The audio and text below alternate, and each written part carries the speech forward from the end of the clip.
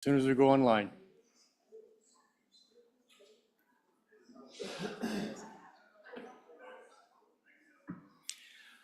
Okay, welcome. We'll get started again. But ladies and gentlemen, we have an individual that would like to testify that has a plane to catch. And so I don't know his name, but if you're in the audience, would you please come forward? Now everybody has a plane to catch, huh?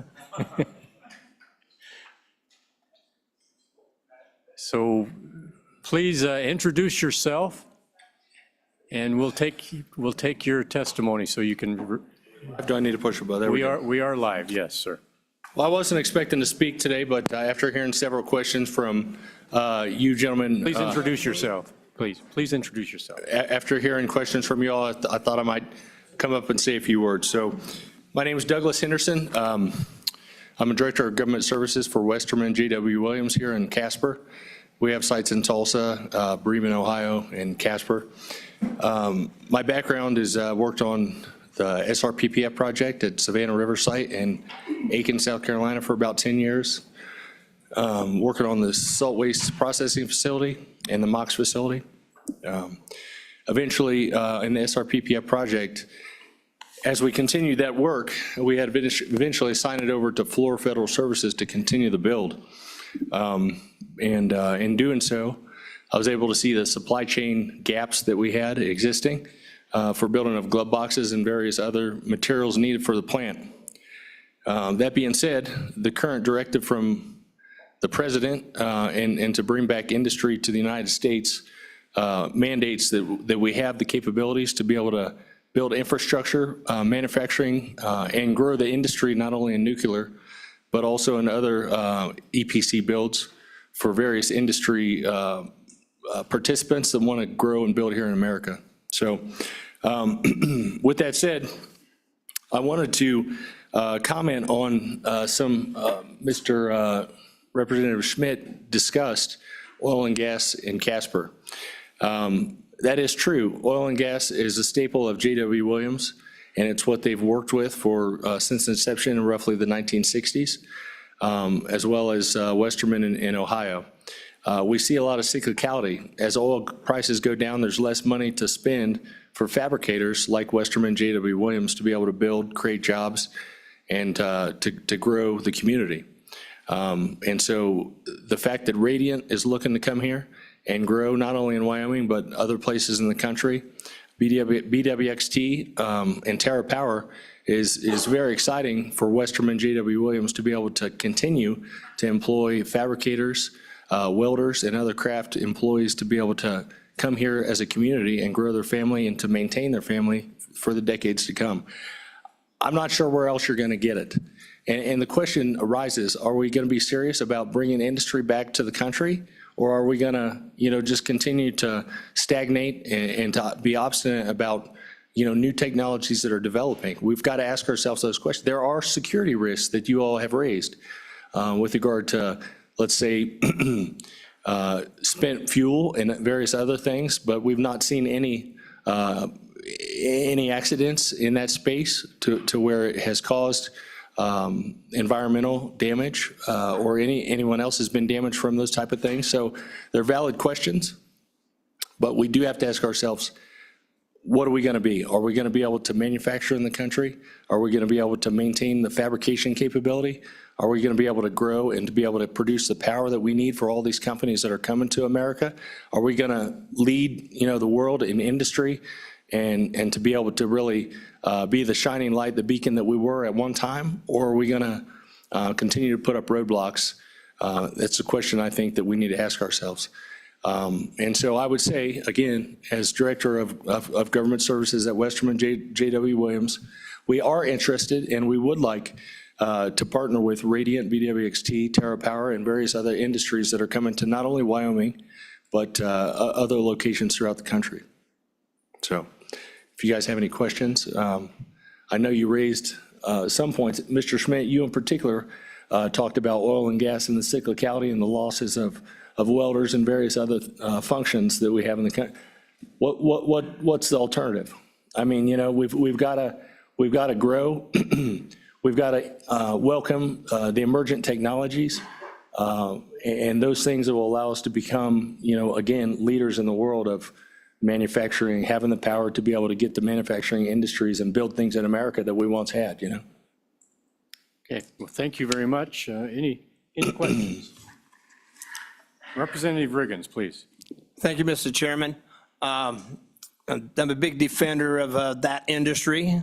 I look at it as one of the few that you can come out as a high school graduate with a good work ethic and the ability to learn and make an excellent living throughout. So do you think, two things at play. I can remember, I think Radiant had put a number, an average number for compensation. I thought it was probably a little low for the categories of workers we're talking. I would say that for the technical, I&E techs, engineering, of course, welders, I think your compensation rough is more like $100K a year for your experienced people. Right. In average. So I would think that that would translate into people running to those industries. Right. High school graduate, you don't have to spend $80,000, $100,000 to get a degree. You can always get that as you're working, of course. And what do you see as a forecast? Do you think that's correct, that we can't attract the workers like that? Yeah, so at SR&S, we gave about $15 million to HBCUs that are located in the surrounding region of Aiken, South Carolina, to be able to build programs for things like nuclear operators, as well as I introduced government procurement aspect of that in colleges and universities. But I will say that I think that there's a perception of welding and the trades that maybe we need to overcome. And the way to do that is to have the good paying jobs and continue to introduce in the trade schools and the high schools a program to be able to, where they can step into the position at the facilities and to start to grow the career, right? And change the perception of what the trades are. And it is, it's something that is rewarding at the end of the day, to be able to build something with your hands and to go home at night and know that you did something like that versus, more of a university-based degree where you're sort of pushing paperwork a lot of the times. But I think there needs to be a shift in perception on those jobs. And then I think we need to introduce into the high schools and continue to do so, and the trades, the positions we have available and the revenue that those can generate, and it can really translate into a lifelong career. So I think that takes a partnership, not only from the companies themselves in the industries, but with regulation and with government, so. Thank you. Any other questions? Seeing none, thank you. Appreciate Safe it. travels to you. And Thanks, sir. Sorry that we held you over. No worries. I really appreciate it, and I welcome future discussions. Ladies and gentlemen, we have we're a little bit behind schedule. Actually, we're a lot behind schedule here.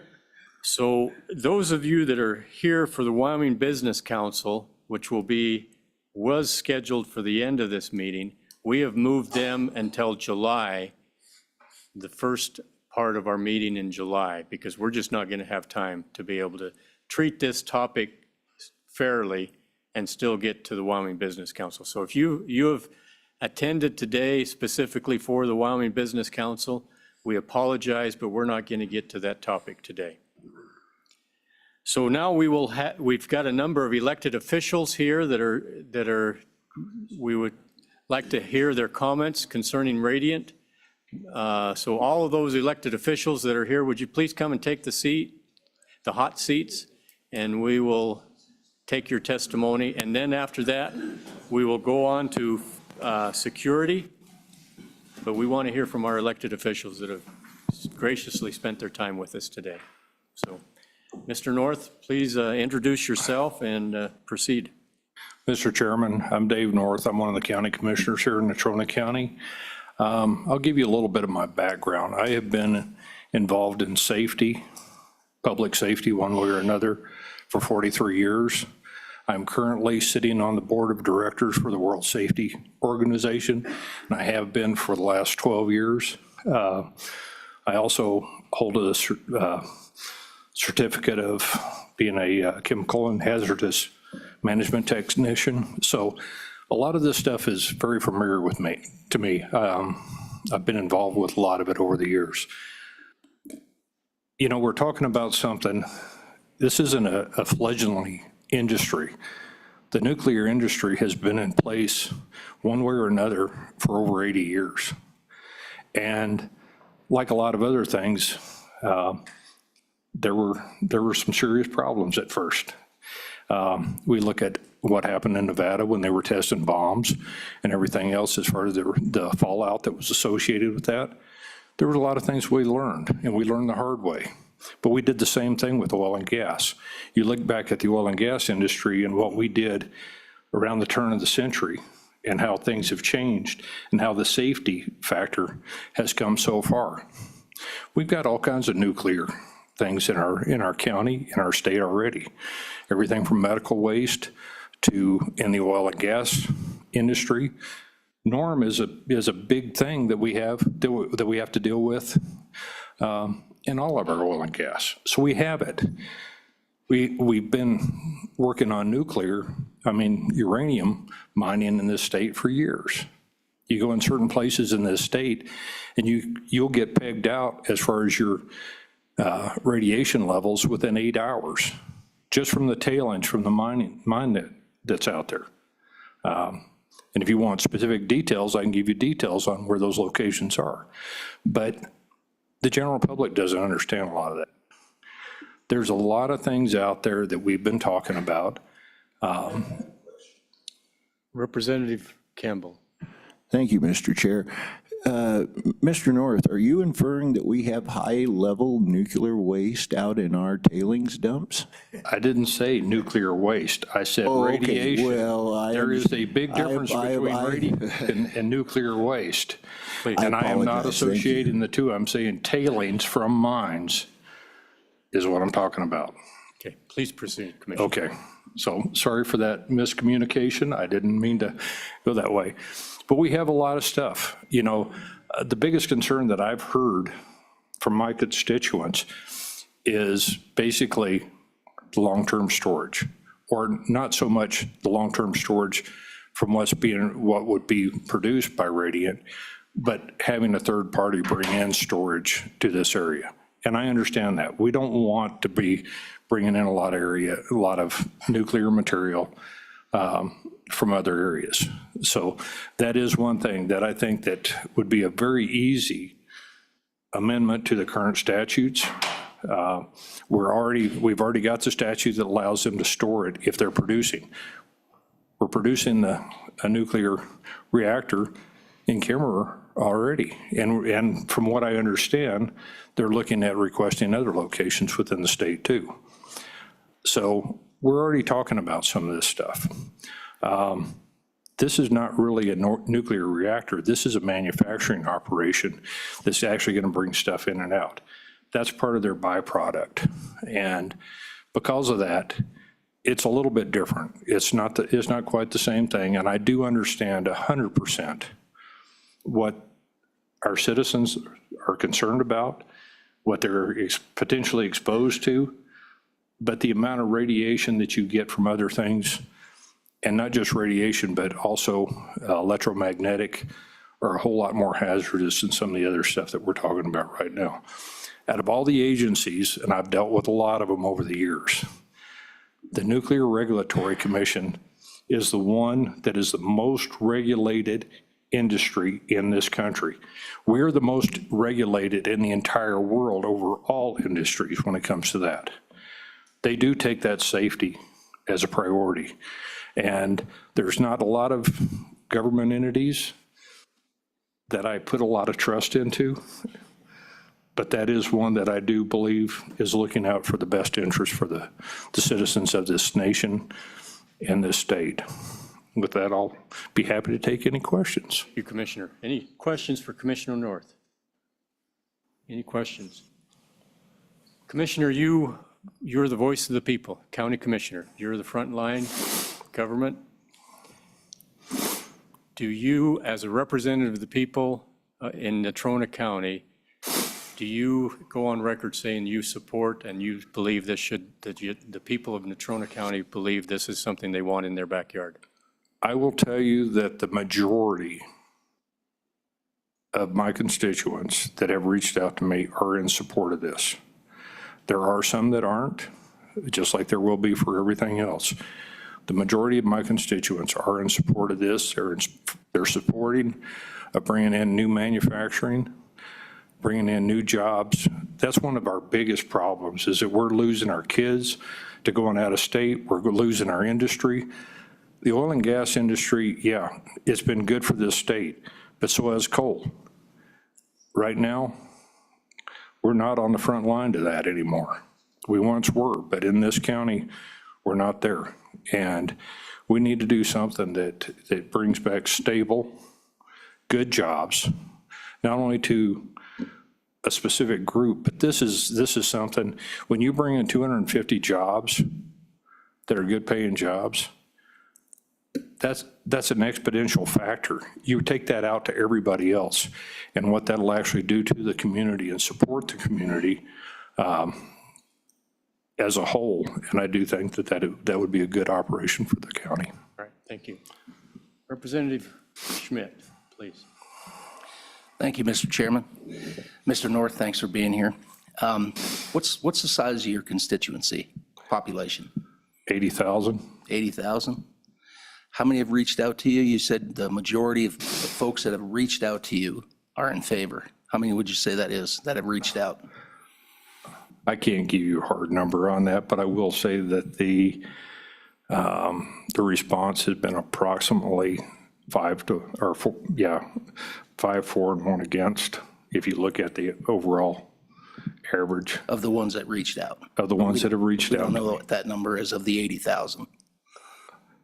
Well, I will tell you that the majority of the people don't get involved with politics until it affects them directly. And I'm sure each one of you know that very well. That was a gravel pit that brought that to our Yeah, attention. and so because of that, if it was in their own backyard, like the proposed gravel pit that we had 20,000 of them that showed up really fast and told us that they didn't want that. And so it just depends on what it is. I have not had that kind of response Okay. for this at all. The majority of the people that I've talked to have been in favor of it. You know, and a lot of that's just casual conversation, and you talk about it. And, you know, and I understand 100% what the concerns are of the people that don't want it. I really do. And I believe that they've got valid concerns. But I do believe that those can be addressed. If I didn't believe that they could be addressed, then I wouldn't be supporting it. Follow up? Thank you. Senator Cooper. Thank you, Mr. Chairman. I'm second generation oil and gas. My son's third generation, my grandson's fourth generation. Would you call this type of development multi-generational? And have you seen any kind of split age-wise? In my constituents that I've talked to, which is a considerable number of them, the younger folks, 30s, 20s, all seem to be very much in favor of this as far as the whole nuclear industry, the future of it in Wyoming. Have you seen any kind of differential that way? And again, would you consider this to be a multi-generational development as far as this state goes? Commissioner North? Thank you, Mr. Chairman. I do believe that this is a multi-generational. We're talking about welders, we're talking about fabricators, we're talking about everybody across the board. Not only them, but also those positions that trickle down with that. So I do believe this is a multi-generational effect. I don't think it's just one thing. You know,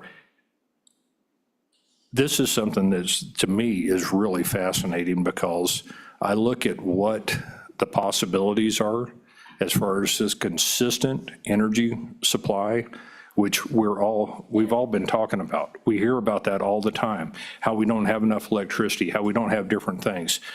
I'm also very supportive of our military and how much that something like this would actually help them, not having to haul in fuel and having that possible interruption and everything else that goes.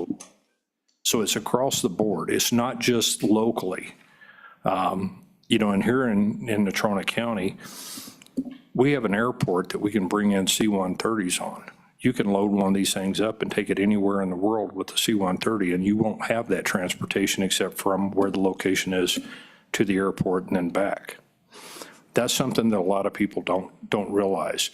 That is a very attractive constituent to this portion of this. So I do believe it's multi-generational. I believe that in the future, you know, every year we talk about how much smaller technology is getting. You look at the chips that we have in our phones right now. 20 years ago, every one of our phones will outdo everything that they did on the Apollo flights going to the moon. That little bit of technology, I mean, who would have thought that we would have had a 1 gigabyte or terabyte chip 20 years ago, where you can store almost everything under the sun? Who would have thought that we would have had AI to go out there and teach us different things and help us to find solutions to things? I think all that, same old thing as garbage in, garbage out, or good in, good out. It just depends on how you look at it and far as what we're actually going to get out of it. But I do believe that it is generational. I do believe that it's something that's going to be long lasting, and we're going to continually improve on what we have. I guarantee that the casts today are built a lot better than the ones that were built 20 years ago, because we have that technology. It's just like talking about the X-ray, the system where you can send a robot on something and it can go over every inch of that cast and find out if there's any deficiencies. I remember several years ago working in the oil field where we had valves that were purchased from China that turned out they look fine, but bottom line is every one of them had to be X-rayed because we had problems. I don't think we're going to have that kind of problem here in the United States. You know, you look at the batteries in the cars that come out of China that are electric and they're blowing up and everything else. They don't have that oversight. They don't have that protection that we do in this country. And like I said, that goes back to the Nuclear Regulatory Commission. That's one of the few government agencies that I do trust. Okay, Representative Knapp. Thank you, Mr. Chairman. Commissioner, thank you for being here. And you mentioned that you understood the constituencies on both sides of the issue. Since it is your county, how would you address those? And I understand it's our job to do that legislatively, but how would you address those concerns legislatively? Legislatively, that's your job. I'll be honest with that. Thank you, Mr. Chairman, Representative Knapp. That's a challenge. I mean, it doesn't matter how you present stuff. You know, the one thing that I have learned over the years, people expect to be heard. They expect to be listened to, and not just have you sit there and have it bounce off your head. They want you to know that you're truly concerned about what their concerns are. And if you look at those and you truly address those concerns and you can give them the best answer that you possibly can, I think that's basically the only way you can do it. You're not gonna make 100% of the people happy 100% of the time. You know, there's gonna be some things that we just have differences on as far as our opinion on what we want and what we believe is best for everybody. But, you know, I do believe that we need to respond to people. We need to talk to them, and we need to listen to them. And not just hear them, we need to listen. And I believe there's a huge difference between the two. Okay, thank you. Follow up? And I appreciate your answer.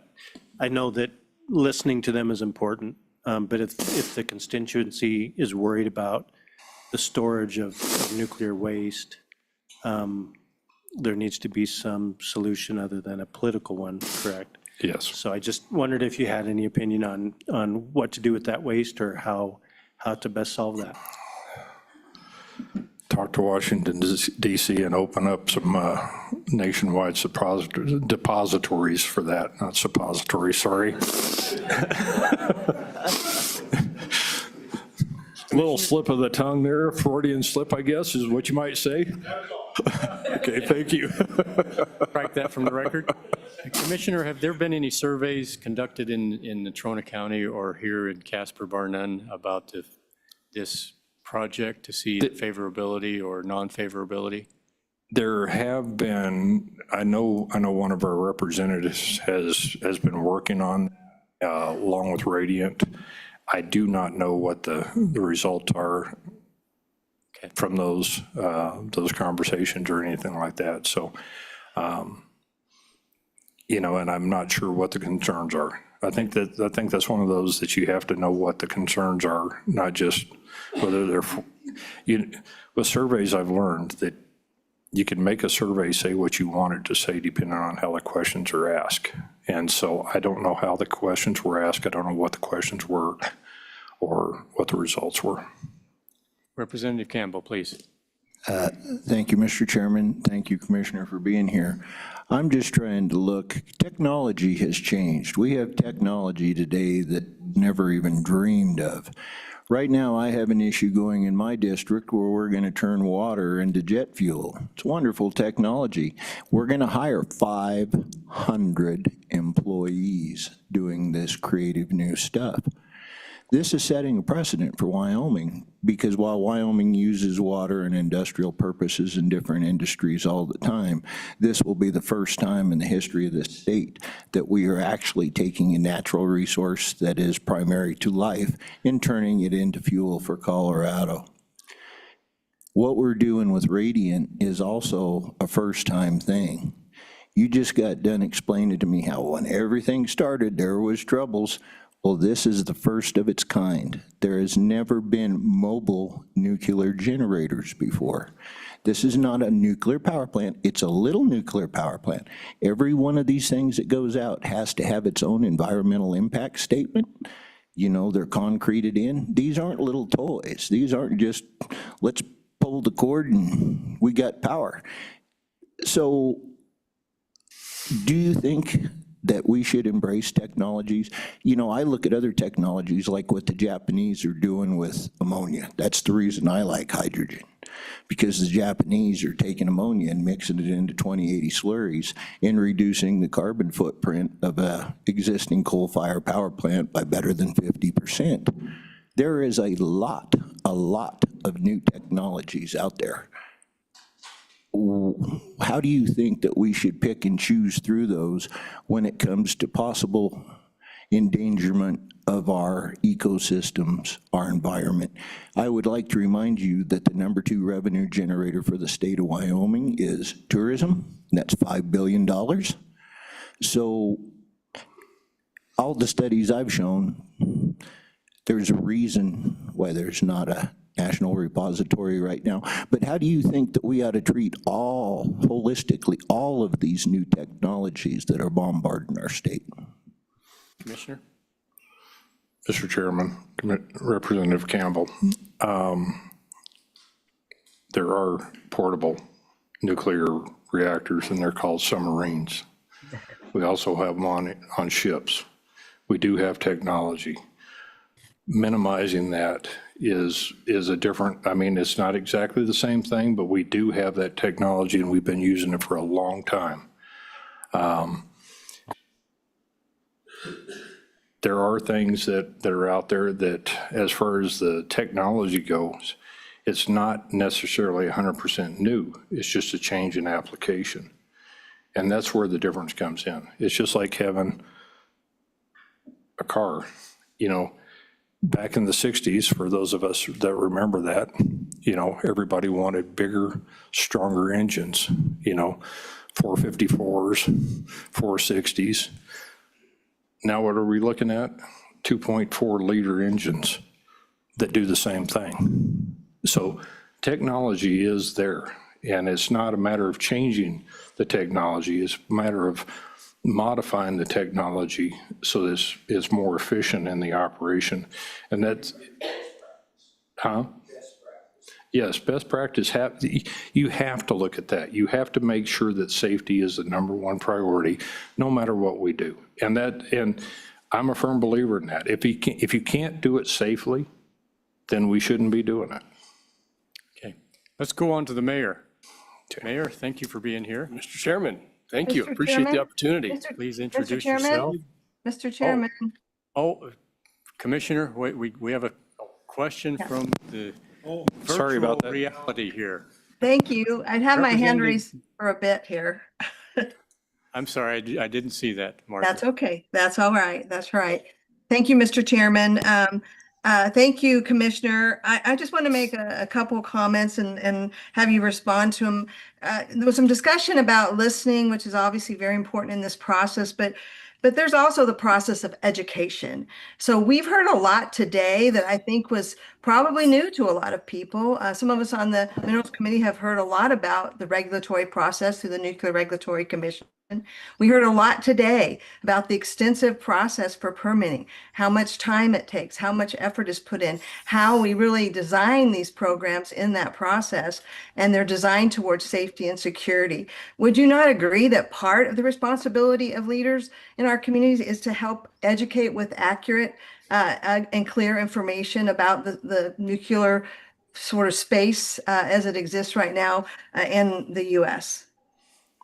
Mr. Chairman, Madam Representative, I agree 100%. Education and information is where we have our biggest downfall on so many things.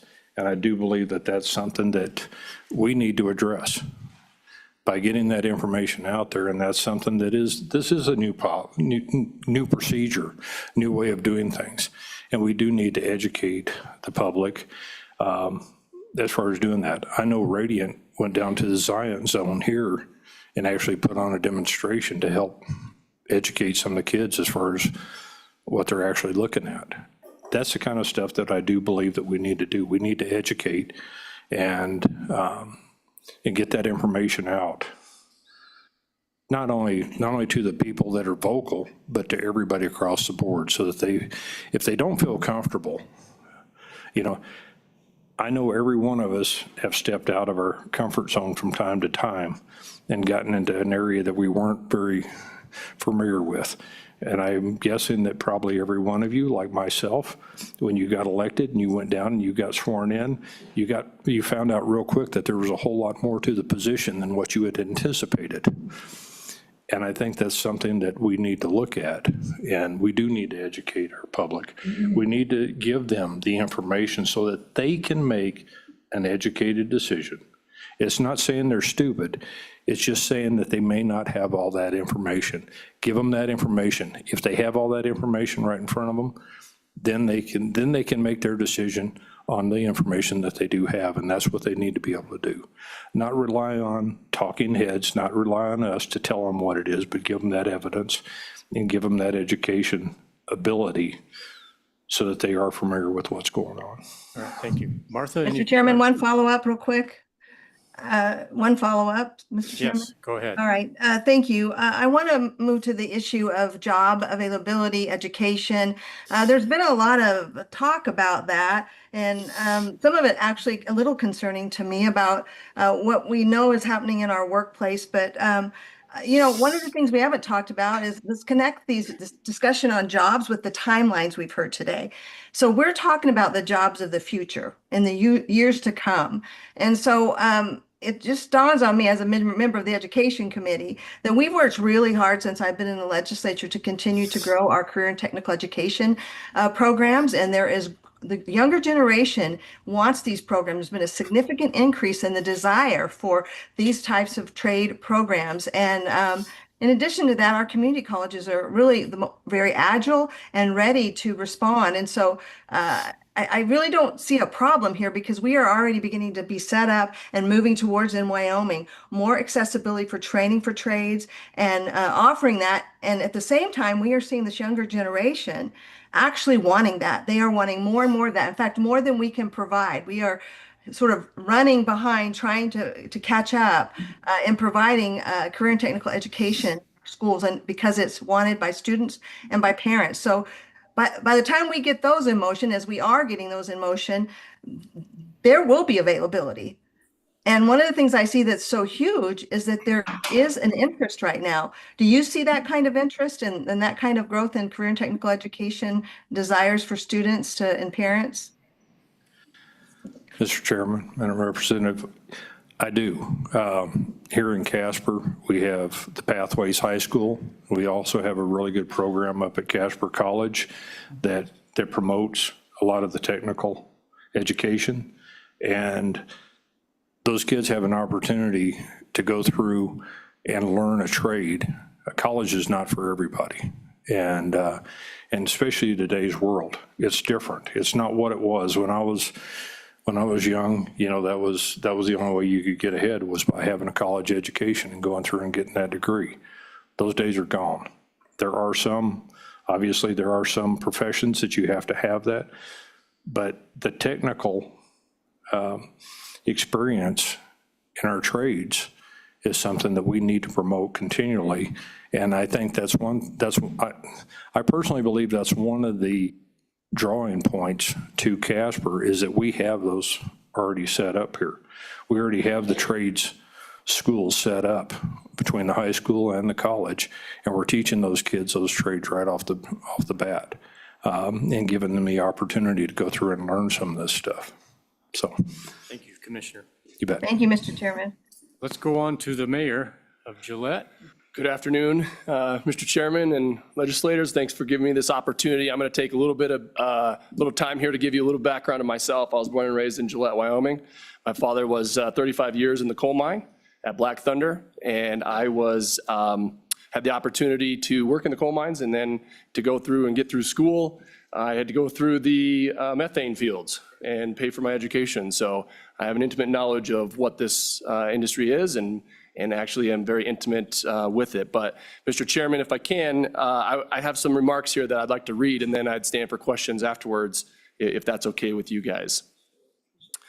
A defining opportunity for Wyoming. I sit here before you as a proud mayor of Gillette, Wyoming, representing a community that has fueled this country with hands, its hearts, and its hard work.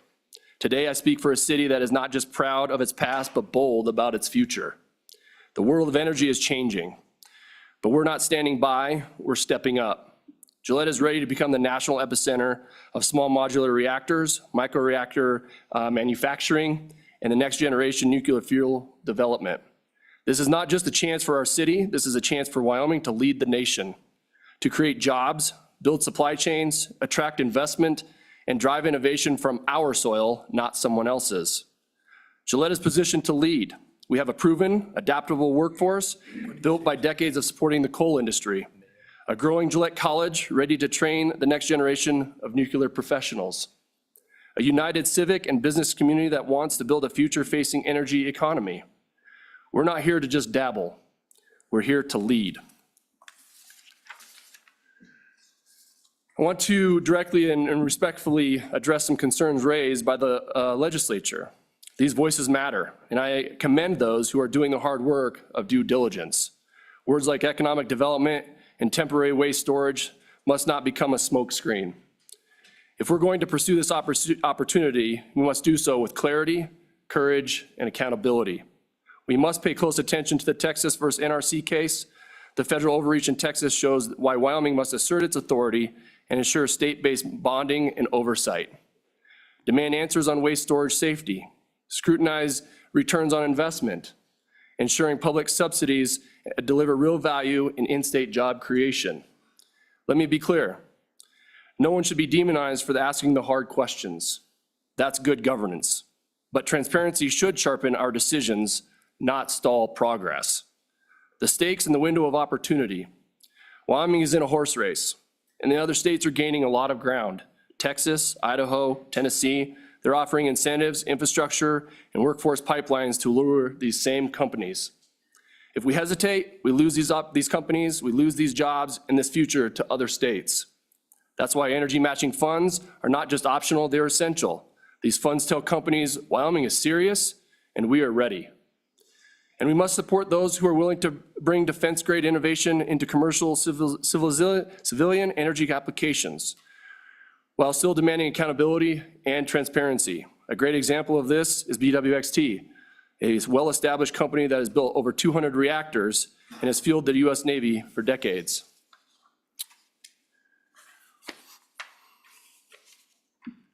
Gillette's vision, a full spectrum of nuclear ecosystem. Gillette is not looking to host a project, we are building a permanent industry. We are designing an ecosystem that supports reactor component manufacturing, advanced fuel development, logistics, deployment, and supply integration. Workforce training through local education partnerships, research, design, and commercial expansion. This isn't speculative. It's strategic, it's industrial, and it's necessary. It's no secret that Gillette's energy industry has fueled the state's economy for decades. A few points. More than 95% of the state's coal severance taxes come from Campbell County and in turn benefit all of Wyoming. It's also estimated that coal production in Campbell County has decreased by about half since our peak in 2008. More than 6,000 energy jobs. Campbell County has a strong, dedicated workforce that we'd like to grow for the future. Wyoming knows energy. We continue to lead the nation in baseload energy, and I believe that nuclear can increase that. Let's lead, not watch others pass us by. So to every legislator in this room, I hear your concerns. I respect your questions. I share your desire to get this right. But I ask you, do not let fear paralyze our potential. Do not let complexity become an excuse for inaction. I understand the fear that nuclear development could undermine coal or replace transitional energy. But I reject the notion that Wyoming has to choose between its legacy and its future. We can and must do both. Let's harness what's made us strong, our work ethic, our natural resources, our independent spirit, and apply it to the energy tools of the 21st century. Gillette doesn't want to survive. We want to thrive. We don't want to be a pit stop for someone else's innovation. We want to be the launch pad for America's next energy chapter. We can protect what built us while forging what's next. We don't want to just survive in the transition, but we want to lead this. Let's build a Wyoming where coal country becomes energy country, powered by all of the above. So I urge this body, respect the concerns, ask the hard questions, hold every company accountable, but be an and state, not an or state. But do not let fear stop us from building a better future. Let's lead the nation. Let's own our own energy destiny. Let's ensure that when America's nuclear chapter is written, it begins right here in Wyoming with Gillette at the heart of it. I'd like to extend an invitation to any of you or the LSO to come visit, to meet with local businesses and learn more about our potential manufacturing opportunities. The time is now, the opportunity is real, and the choice is ours. Thank you. Thank you, Mr. Mayor. Any questions for the Mayor of Gillette? Seeing none, thank you very much. Thank you, sir. For your testimony. Mr. Sweeney? Good afternoon, Pat Sweeney. I'm on Casper City Council, and I just would, that was amazing. I would ditto that. Top that. Yeah, was an amazing presentation. Totally agree with all of that. Couple of points that were brought up. Number one, the city of Casper will be producing a letter. We don't have time to do a resolution before the application goes in for Radiant. Well, it's not for Radiant, but would be for the infrastructure to the Business Council. And the city of Casper is prepared to write a letter of support for that. I've been to several meetings about the project, the one town hall. I anticipate getting to the town hall tonight. out in Varnum for their second town hall did attend Radiant's Deal with the Kids, which had a huge turnout. And there were other industries. Rocky Mountain Power was there at the Science Zone a few weeks ago that Radiant hosted. So I know a fair amount. I also sit on Regional Water, and that we were also asked at Regional Water for a letter of support, which will be forthcoming also, Radiant. And Regional Water here services pretty much the entire county, including Midwest and Edgerton. So Chairman Heiner asked a question, Mr. Chairman, about multi-generational. And I truly believe we've already been through several generations in this community alone on uranium and producing yellow cake. And I think it was brought up by Chairman North about 80 years. So yes, I believe it's multi-generational and very important to continue that activity. Plus, the multi-generational will carry us far into the future with these newer technologies.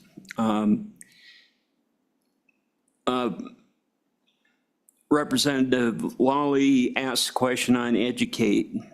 And yes, very important that all of us are educated in it and on it. And I was just going to add that if you have not seen our Pathways Innovation Center for our high school students in west of portion of Casper, our school district does an unbelievable job with that training center, state of the art, and talk about career technical education. And we do work with Casper College very closely, but it boils down to funding and the amount of students.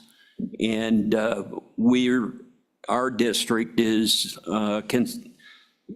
continually lately dropping students because of population and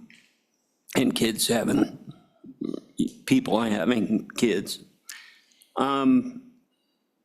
The other issue that nobody's really talked about but kind of alluded to is primacy or sovereignty over the Nuclear Regulatory Commission. And to that, for us to take on primacy, for what reason, thinking we could do it better than the Nuclear Regulatory Commission, I think does not hold any water at all.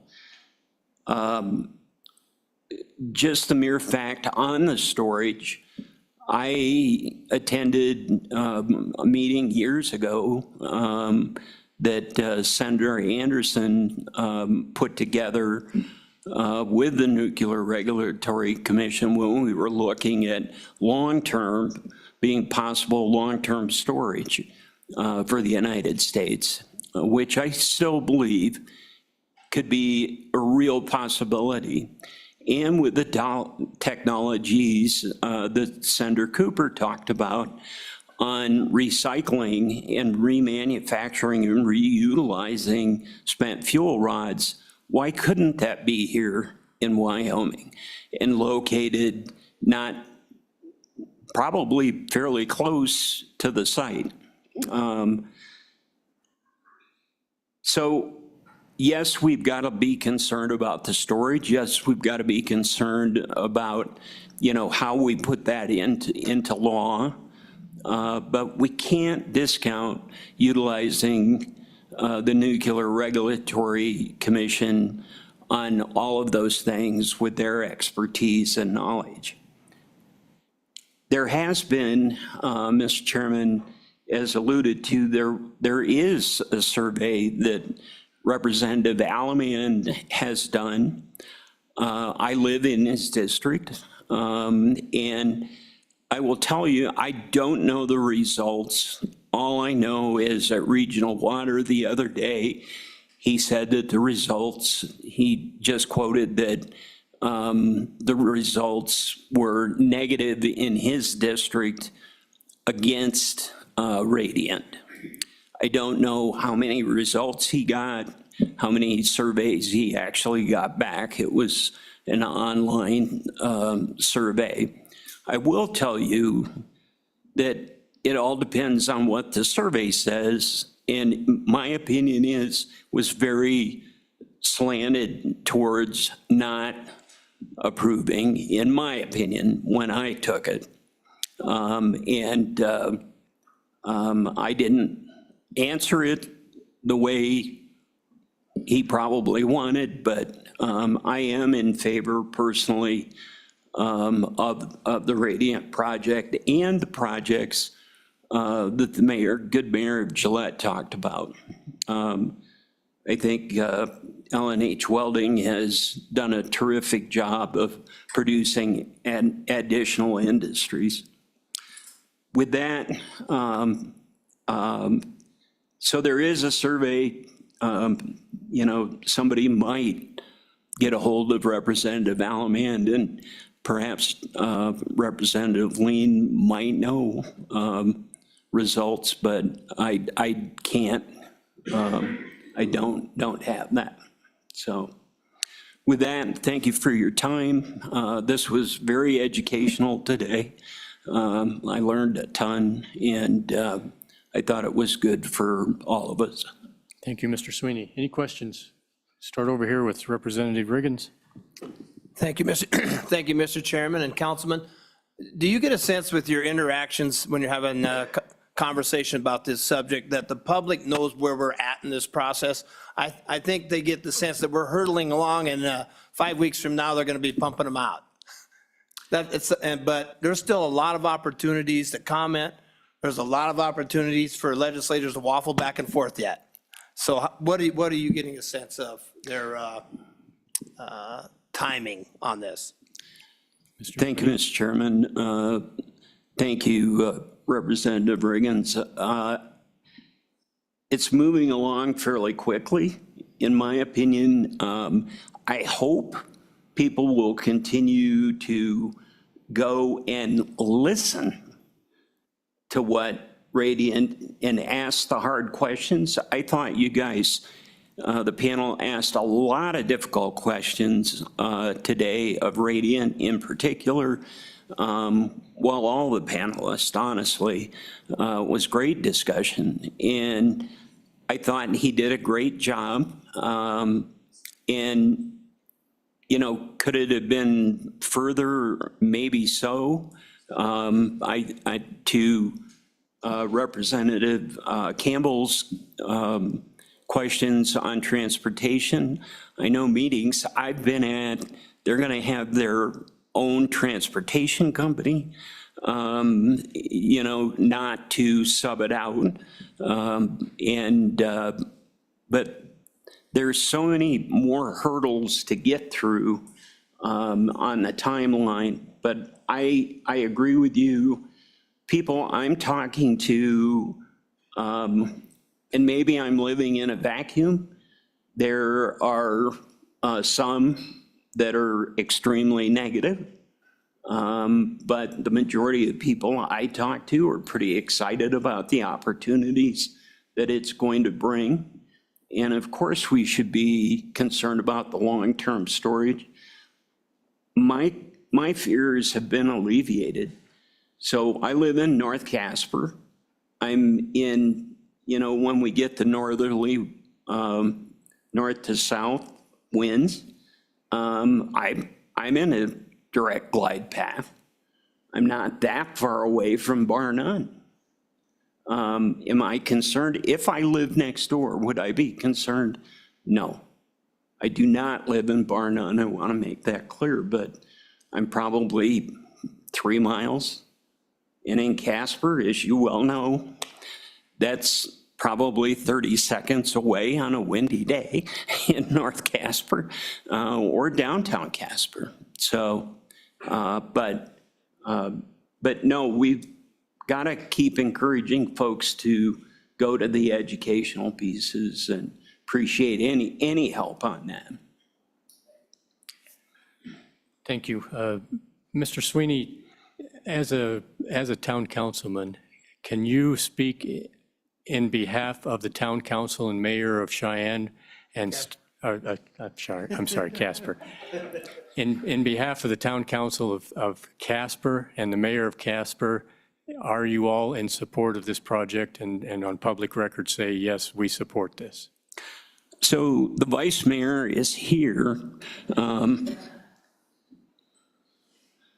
The mayor couldn't make it, and Carter, our city manager, is busy on our budget, but Mr. Chairman, Mike McIntosh, Vice Mayor Casper. Yes, sir, we are all in favor Okay, of this project.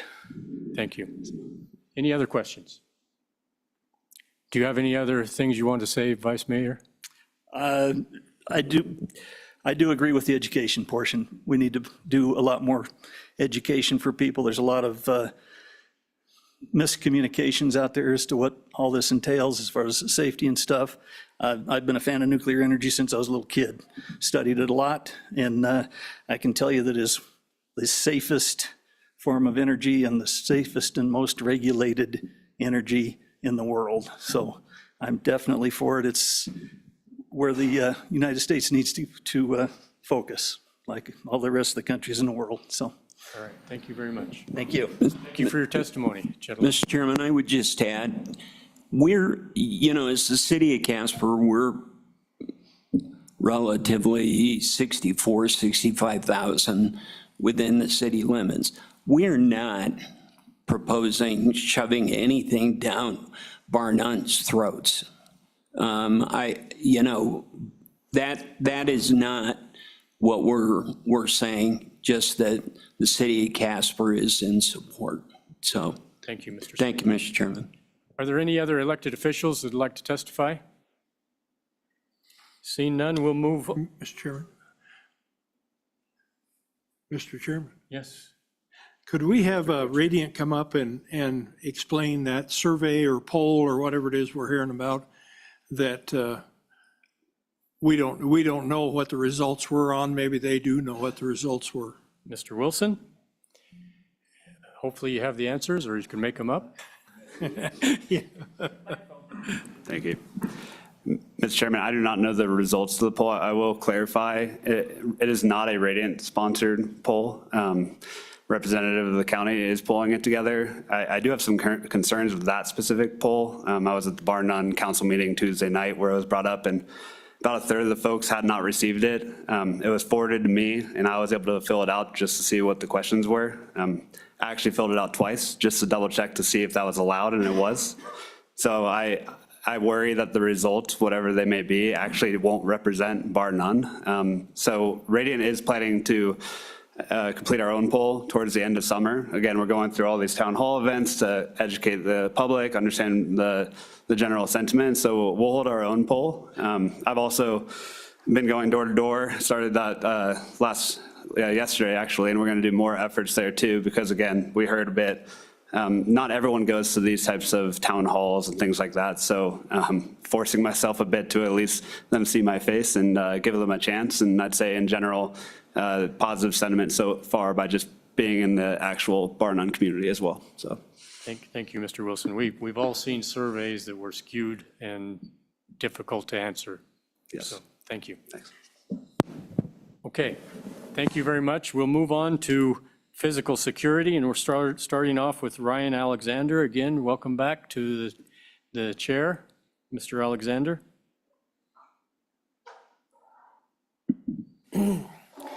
Chairman, again, appreciate your time, opportunity. I'm Ryan Alexander, Regional State and Government Liaison Officer for the NRC's Region 4 office in the Dallas-Fort Worth area. Slides are coming up. Thank you for running those as well from the LSO office. This, I do intend to be much shorter, and even more at a high level, though, but we recognize physical security is a question that comes up a lot when it comes to fixed facilities on that point. So I'm going to get into it pretty quickly here, focusing primarily on fixed facilities such as commercial reactors and other facilities that may hold what we call specific quantities of special nuclear material. I will, some of these things were somewhat talked about as part of the transportation aspects that I spoke about this morning, and they are a similar regulation in the way they play out.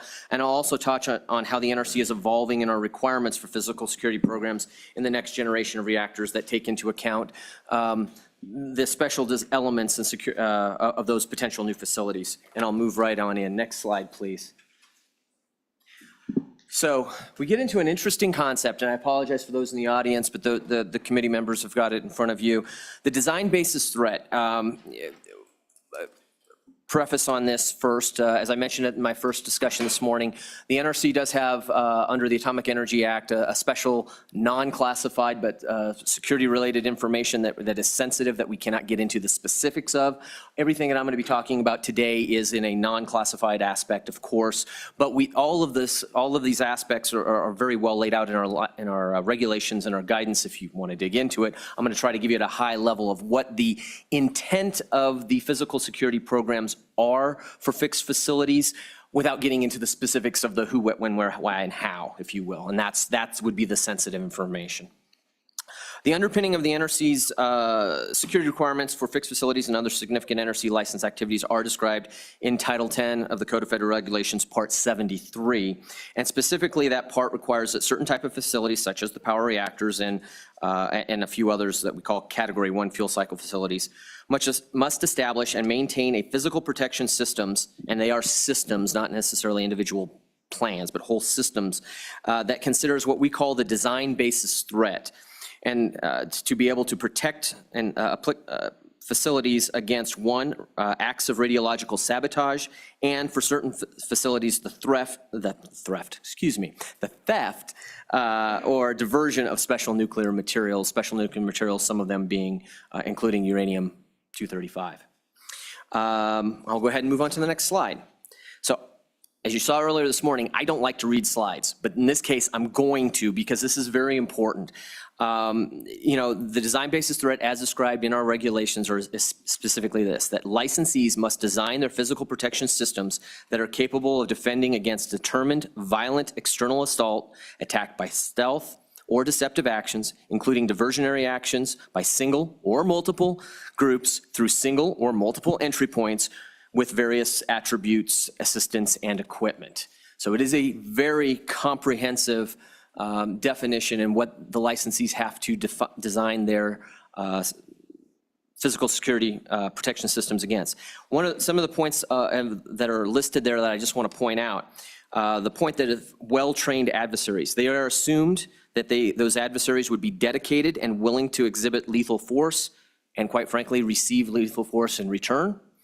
Also need to consider insider threats, both active and passive, where active would be individuals that would maybe be facilitating entrance or exit, disable alarms, maybe even participate in the violent attack.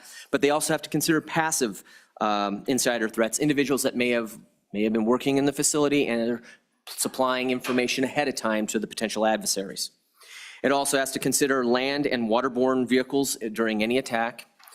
And then more recently, that was added to the DBT in roughly the 2007 timeframe, is the consideration of cyber attacks. And I'll talk about that a little bit more in a couple slides. Moving to the next slide, please. This is a very busy slide. Let me try to summarize this. And I appreciate our folks at headquarters who gave me this off-the-shelf presentation, but it gets into the gobbledygook very quickly. So bottom line is that the NRC has staff that are engaged continuously with federal law enforcement and intelligence agencies to maintain the pulse of the threat environment and how that environment may affect our licensees. Annually, the staff conducts an overall threat review to assess if the current threat environment is bounded by the assumptions within that design basis threat. Should that threat environment necessitate a change to the licensee's physical security plans and program to continue to meet the design basis threat, the commission could issue orders to licensees to make changes to their plans for the overall security program. Best example on this would have been after the unfortunate events of September 11th of 2001. The agency did order a comprehensive review very promptly, and many licensees, including the reactor facilities, had to take significant changes, enhancements to their physical security programs at the time, and we did a comprehensive re-review of all of those security plans. Alternatively, let's just say the threat environment isn't as significant, but we see some smaller changes, less significant, less imminent. Those things could result in longer-term revisions to the regulations as described in 10 CFR Part 73 and/or our regulatory guidance documents that we provided to the licensees.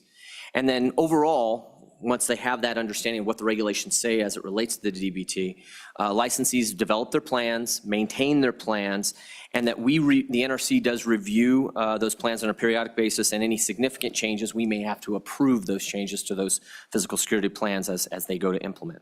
And then we maintain oversight and inspection over the spent nuclear fuel, as I spoke about this morning. We maintain oversight and awareness of those licensees' plans by way of baseline inspection of those facilities and those elements in those plans on an annual basis, actually more than annual basis, relative to specific elements of the plan, which I'll speak about, as well as a force-on-force exercise that we expect those reactor licensees currently to participate in, where they demonstrate realistic demonstration of their protective strategies.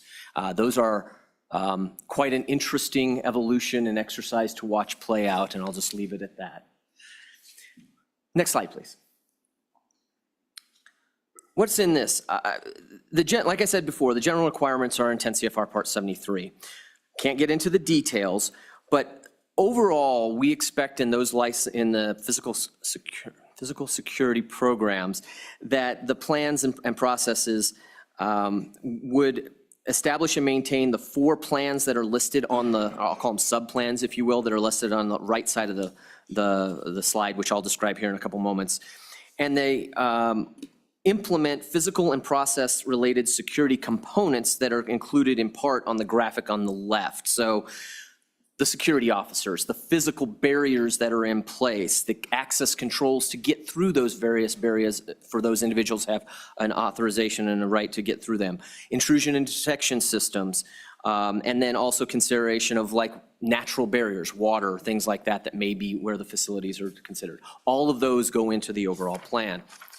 So then working together, those elements of the plan are to provide and support an integrated physical security program with the objective of, quote, to provide a high assurance that activities involving special nuclear material support the common defense and security and do not constitute an unreasonable risk to the public health and safety, protects against the design basis threat of the radiological sabotage, and is designed to prevent significant core damage and spent fuel sabotage. It's a very high-level goal that has basically a zero failure goal aspect to it.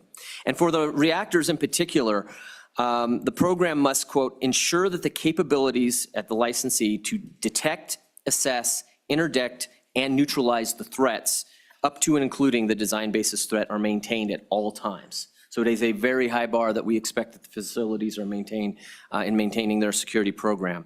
And they do that also in consideration of a defense in depth through integration of the systems, technologies, programs, equipment, and various processes and procedures to ensure that those plans are implemented at any one time.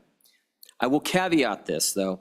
There is a slightly different objective that is described for independent spent fuel storage installations, and that is that the program capabilities are limited to detecting, assessing, and communicating the potential threats, while the capability to respond and interdict and neutralize may be completed by mutual agreement with local law enforcement authorities if, and this is a key if those local law enforcement authorities have sufficient capacity to respond. Otherwise, that responsibility rolls back to the licensee to be able to interdict and respond to the event. So there is a subtle difference there that is built into our regulatory function right now. But for the reactors, it's detect, assess, interdict, and neutralize, period. Jumping into the next slide with the physical security plan. If any of you have ever been involved with looking even elements of I'll just say a corporate security plan, it has some of those pieces. The who does it, who has oversight of the facility, who are the officers or the guards that they're taking and have specific activities and roles and responsibilities. But this plan goes a little bit further. It gets into talking about physical barriers, both those that are in place and maintained to satisfy the performance objectives, that's that high-level objective I talked about before, in a layered approach associated with the level of protection necessary. So it's a defense in layers, right? You have generally speaking, for a nuclear reactor, you have an owner-controlled area. That's the company's owned land. You come in and there's a level of security that's expected for that. You come into what's called a protected area. There's your next level of security, much higher considerations of what can happen in there. And then even inside the facility itself, there's a layer, what we call a vital area. That vital area may include equipment and processes and equipment, facilities and the like that absolutely cannot be lost in any type of physical attack. So as you get through those layers, you get a much higher level of security and controls that are in place as you come in. And so that is part of this overall plan. And it does include, like I said, it includes natural barriers, but it also includes fences, doors, gates, personnel and vehicle barrier systems, and the like. Also in this overall plan, you have access control systems, because you can't just keep everybody out, because you got to have workers to be able to get in and out of these areas to do the work, to maintain the plant. So there's access control programs. You also have detection and assessment systems. Think of these as alarm stations where officers are monitoring the cameras and other detection system to look for any potential adversaries that are potentially encroaching on the facility. They also have response requirements that are generally described in that plan. Again, something I can't get into the details, but it basically requires that the trained, qualified, and equipped personnel and officers are required to respond to an interdict as necessary. And then there's other elements of the plan, including elements of compensatory measures, because let's be honest, sometimes equipment doesn't always work. Let's say you have a camera down or something along those lines. They have to have compensatory measures in place to say, okay, if that camera's down, how do we still maintain our protective strategy or our assessment capability if that camera is lost? And so they have those processes built into the overall plan. Next slide, please. As expected, with a security program, you have to have a highly trained and qualified individuals, and those individuals have to be suitable. And so that's what's in the training and qualification program. So we look at employment suitability, things like minimum education, minimum age, no felony convictions, no disqualification for being able to possess and use firearms, mental and physical qualifications, those type of things. Then they have a whole qualification and training aspect to successfully complete that program, which also includes the weapons training, as would be expected for the various weapons that they may be assigned for their specific duties. And there's a not only initial qualification for the weapons, requalification and retesting as you move on. Oh, and not to belabor this point, but the other part is you got to ensure that all of the equipment that the responding officers have is up to snuff and maintained, so the weapons are maintained. Any other protection equipment that they may need to respond, gas masks, armor, things like that, there's a whole maintenance element that is built into this entire TNQ program. Next slide, please. Safeguards contingency plan. Its official definition is the documented plan to give guidance to licensee personnel in order to accomplish the specific objectives in the event of the threats or radiological sabotage. Okay, what is it really? Describes the who, what, when, where, and how related to the licensee's protective strategy to defend against threats up to and including the design basis threat. So it has like a predetermined set of decisions and actions that the officers have to take. What are they going to do? Where are they going to go? And how quickly they need to get to those potential positions and take action as necessary, maybe defensive positions or otherwise.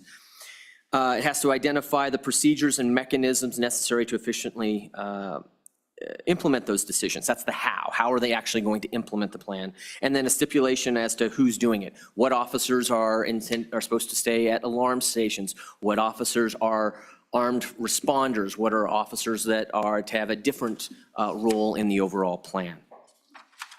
And overall, the goal of a safeguards contingency plan is, in responding, is to organize the response effort at the licensees level, to provide a predetermined structured responses by licensees to safeguard contingencies, and to ensure the integration of the licensee's response with responses by other entities. I didn't mention this, is even though for operating reactors, the primary response is at the reactor facility itself by the officers there, one of their first immediate calls is going to be to local law enforcement to say, please respond, we are under attack, to help support the overall aspect. And so they've got to address the overall integration of that response.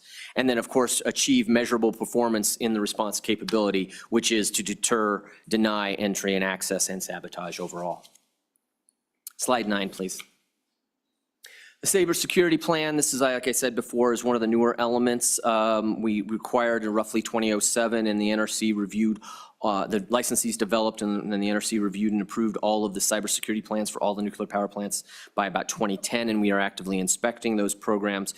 And there basically requires those licensees to develop those plans and procedures to provide, again, a high assurance that digital, computer, and communication systems and networks are adequately protected against cyber attacks, up into including the design basis threat.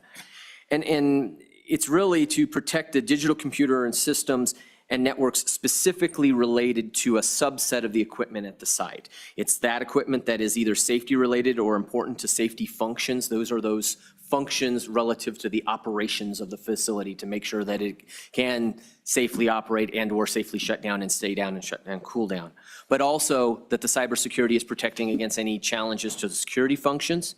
You know, you don't want the alarm stations or their detection equipment to be taken out by a cyber situation. And then also for their emergency preparedness functions, including offsite communications with local law and others. Overall, similar in principle, I've talked a lot today. I do apologize, Chair. Similar in principle and practice to traditional physical security programs, the cyber plan really must maintain the capability to, again, detect, respond, recover, protect critical digital, in this case, elements, and mitigate the impacts from those attacks if they are to occur. I said I'd go this quickly. So how are we moving forward? So obviously, we've talked a lot about small modular reactors. I'm saying this is all the way down, right? Small modular, potentially smaller.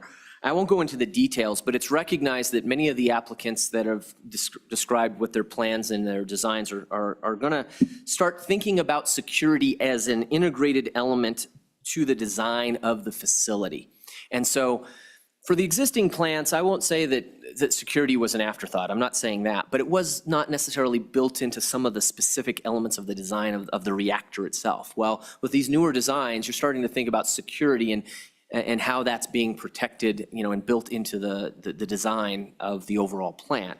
And so the NRC's commission adopted some policy statements to support these principles and directed the staff to develop a means for considering how we may license future small modular and advanced reactors that would include the integration of safety and security into the overall design of the plant, and may include reduced numbers of essential equipment required to be protected or defended against radiological sabotage, and to also leverage advances in engineering systems and possible use of offsite responders to accomplish in protecting against the DBT. Okay, so next slide. So we're really pursuing essentially two rulemaking activities at this time to address those policy. One is this sort of adaptive risk-informed regulations to say, you know, one size is not necessarily going to fit all, and without speaking to any specific technologies, but an existing nuclear power station from the site is going to be a different security plan than maybe what you're seeing for I'll just say the example that's here, the Natrium facility in Kemmerer, which may be different from transportation of a microreactor, transportable microreactor. Mr. Co-Chair. Of course. Chairman, I think your slide is one slide behind. I apologize. Thank you, Chair. Yeah. Slide left. Thank you. Thank you. This was a short one. Thank you. The other aspect of the security initiative is to, and that's my fault, I apologize, is to move away from purely prescriptive security requirements while still maintaining a commensurate level of protection. Some of our original requirements, while there are performance-based elements of those requirements, some of them are fairly prescriptive. And so where appropriate, move away from some of the purely prescriptive activities. Now slide 12, please, security rulemaking. Thank you. Limited scope. So in 2017, the NRC initiated this limited rulemaking to establish a voluntary alternative physical security requirements for SMR and advanced reactors commensurate with the potential consequences to the public health and safety and the common defense and security. Think of these as scalable security requirements based on the potential radiological consequences of a smaller fixed facility and where security components and considerations have been included in the overall design, as I mentioned before. The elements of the scalability are sort of described in some of the bullets there. These alternative physical security requirements would continue to provide a high assurance of adequate protection of the event of a security-initiated event. Let's just move to the next slide for this moment, yeah. And then we also have the other rulemaking, which our staff that came out in October of 2024 talked about. We talked about this alternate larger scale for all of the licensing of an advanced reactor under what we call Part 53. Very short segue here. Current reactors are licensed under 10 CFR Part 50 or Part 52, which have been the longstanding way of licensing a nuclear power plant nationwide since the beginning of the commercial industry in the nation. What it was recognized was is those are very much focused on the large light water reactors that were brought to bear by primarily Westinghouse and General Electric companies over the decades. But as we move towards a future with these smaller designs, and we needed to have a optional technology inclusive regulatory framework that would be used for either non-light water or light water reactors, and would include risk-informed and performance-based methods that are flexible and practicable for the application to a variety of advanced technologies.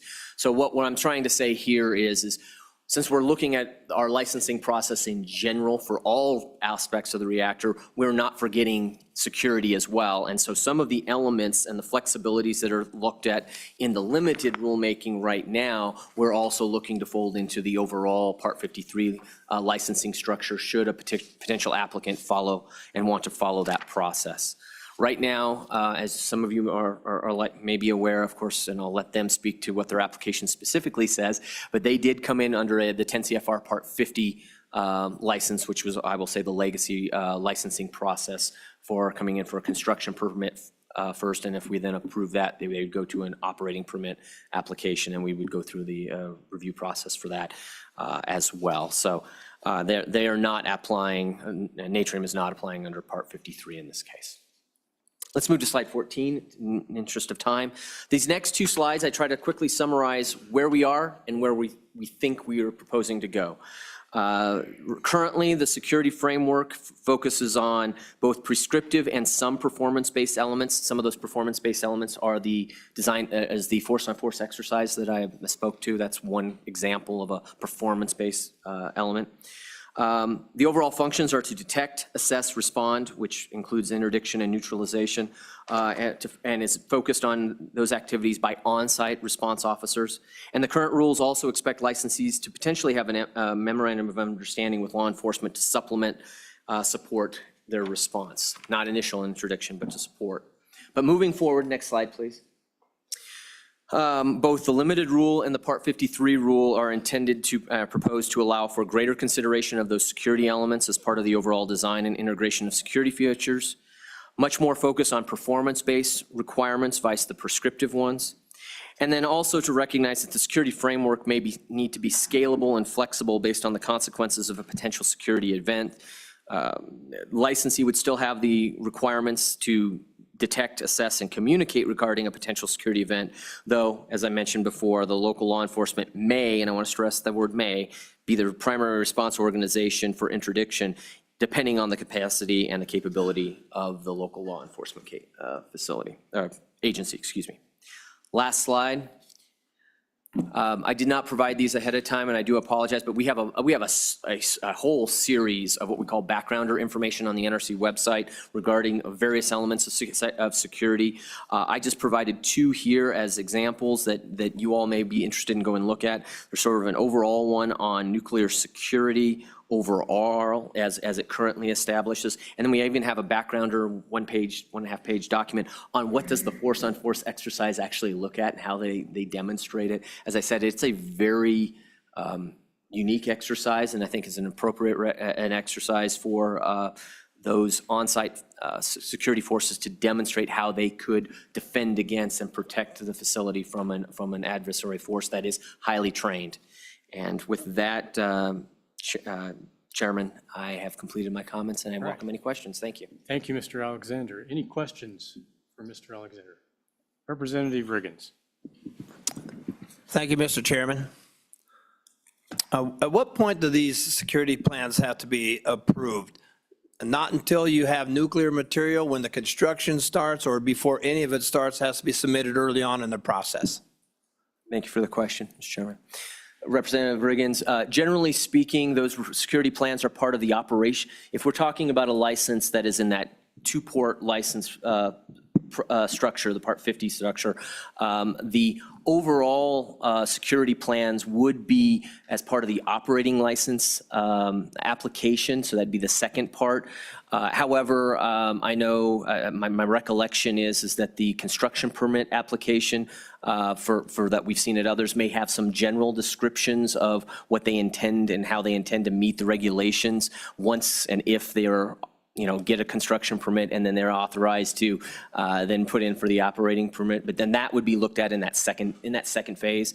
If a licensee comes in with what we call the combined operating license process under 10 CFR Part 52, that whole thing all comes in at once, if you will. So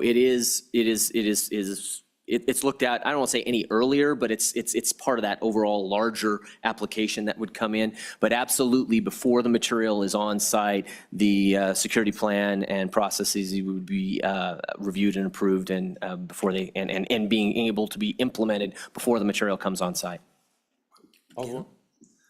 Thank you, Mr. Chairman. On top of the security team and organization, do you also have to have, are you required to have active fire suppression within those facilities? Or is passive systems satisfactory? I ask this based on my work around refineries and stuff who have that type of capability. Thank you for the question, Mr. Chairman. Representative Riggins, I have to be careful in how I respond to this. The passive systems that I'm referring to are and they're really not, they're really active, are the detection and the assessment systems, right? It's when you get into the contingency plan where, hey, this isn't right, this individual is approaching, that's when we get into the active moment. So there'll be things like, deploy a responding officer to this activity. That responding officer would have requirements in terms of what their weaponry and what their response equipment would be required on them. And if there was a necessity for action that they could, and that there was a threat against the facility, they could take some active action. Sorry, I apologize. Maybe I rephrase that. I meant actual fires, Oh, fire. fire trucks. Oh, I mean, that thing quite that exotic, I was thinking, if you have to have an active fire team, response team, rather than passive systems. my apologies, Mr. Chairman, if I can answer that, and thank you for clarifying fires. Yeah, that's a great point. Fires actually fall kind of more under our emergency preparedness program, and the fire, so yes, in the current nuclear power plants, they have fire suppression systems. Not only are they detecting potential fires, but in certain areas, they do have to have active capability to suppress the fire with either carbon dioxide or Cardox systems that will actually envelop the system or the area that's under fire actively.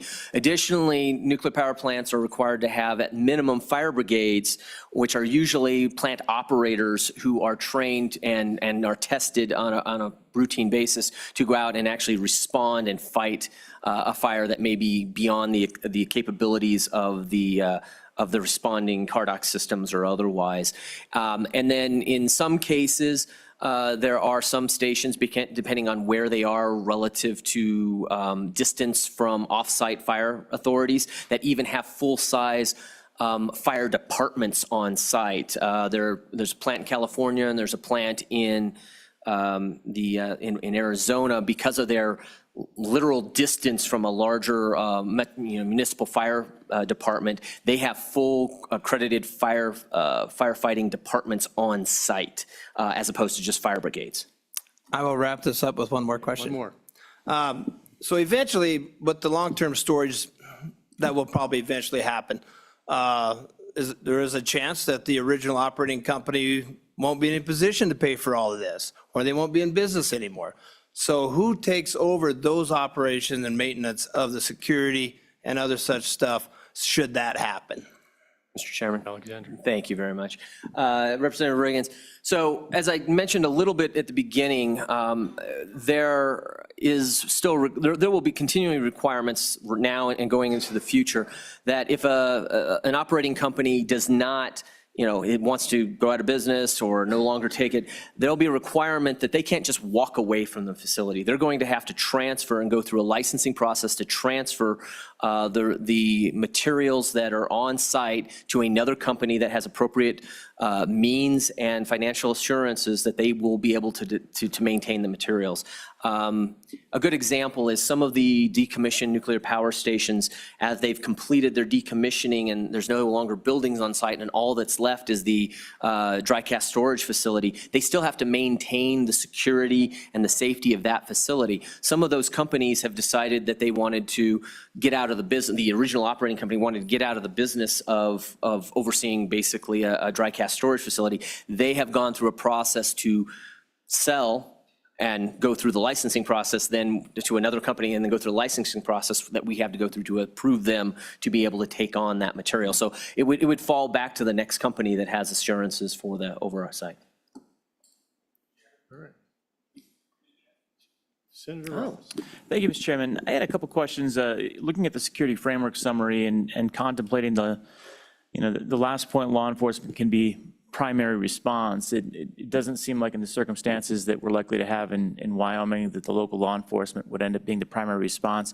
So one of our discussions has been around the idea of what do we do for the personnel, for security, for facilities, and that's obviously going to be a part of the plan. I'm curious what you've seen in other states on the model they use, because obviously if these individuals are law enforcement and somehow integrated in a law enforcement system, it's going to work out. You've got laws in place that provide appropriate protections and appropriate use of lethal force.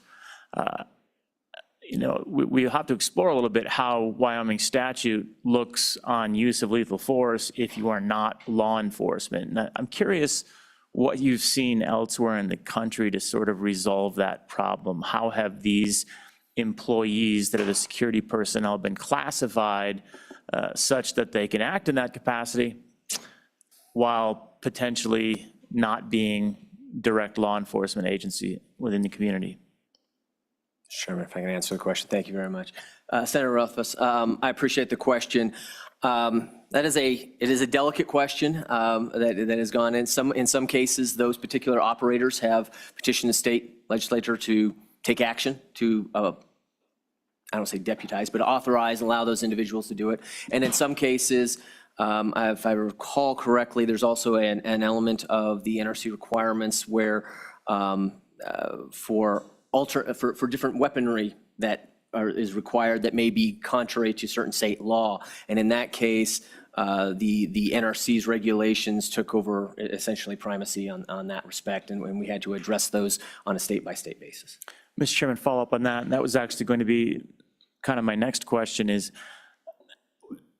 there federal law that preempts in any way or that provides protections for individuals that would be security personnel at nuclear facilities? Because obviously you do have a lot of preemption in this space.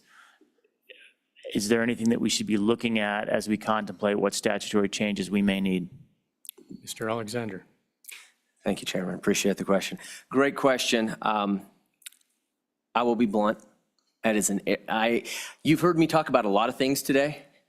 Security is not one of my specialties, and I will be flat out blunt. I have gone beyond with that question, have gone beyond my level of expertise on that. I would be it'd be inappropriate for me to give a direct answer to you because I'm afraid I'm going to give the wrong answer. So if I may take that as a question back in terms of if there are any federal protections on that. And to be blunt, there are other individuals in this room who maybe have prior experience with this that may be able to answer that question. I would suggest possibly you can ask them as well. And Mr. Chairman, yeah, if you can give us the contact information, take it back, whatever the case may be, so we can be talking to somebody who's authoritative. Thank you. Absolutely, and I do apologize that I've now expended my capabilities. Thank you, Mr. Chairman. It took a while to get to that point.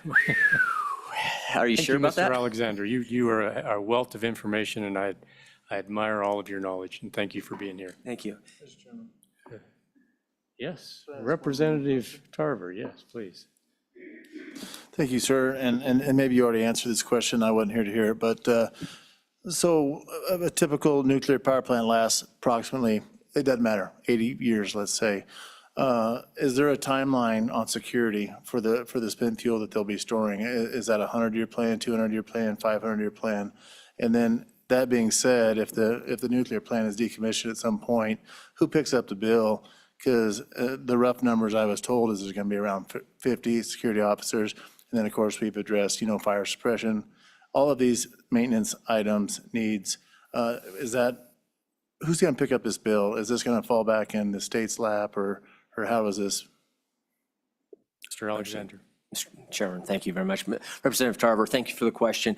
Overall, as I think I mentioned before, and again, you may not have been in here, ultimately, those responsibilities for the protection of the material, whether it's for an operating reactor or ultimately a decommission and all that's left is a dry cast storage facility, is going to be the responsibility of the licensee. And if for some reason a company that was the operator wanted to, no longer be an operator, after they decommission, they don't want her to do that, they could enter into an activity to transfer that license, or, to not transfer, they can't directly transfer. They can enter into a business opportunity to sell the business or sell what's the assets and the activities and requirements to another company. And then that company would have to come into an application to a license to the NRC to demonstrate how they would continue to meet the various requirements for safety and security of that facility. And so that would continue on forward. And as I think I mentioned before, there have been companies that have exactly done that. After they stopped operating the plant, they got through the decommission, they moved over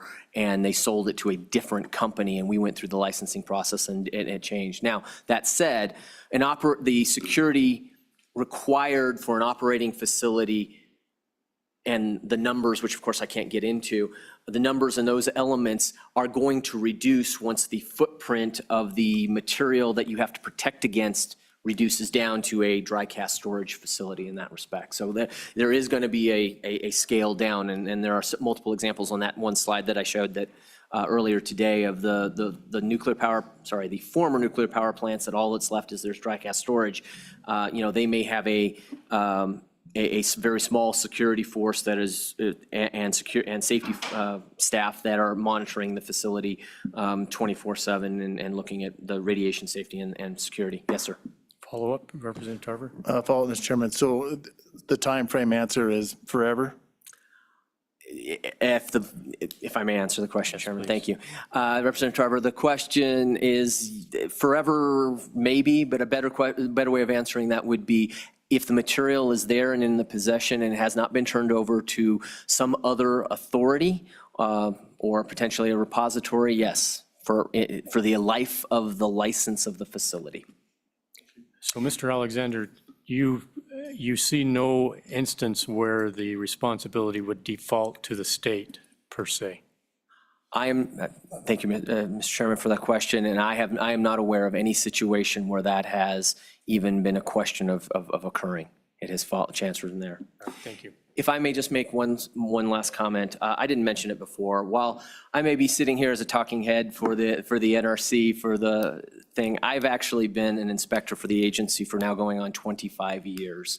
I've spent a lot of time inspecting multiple elements of nuclear power plants across the entire United States.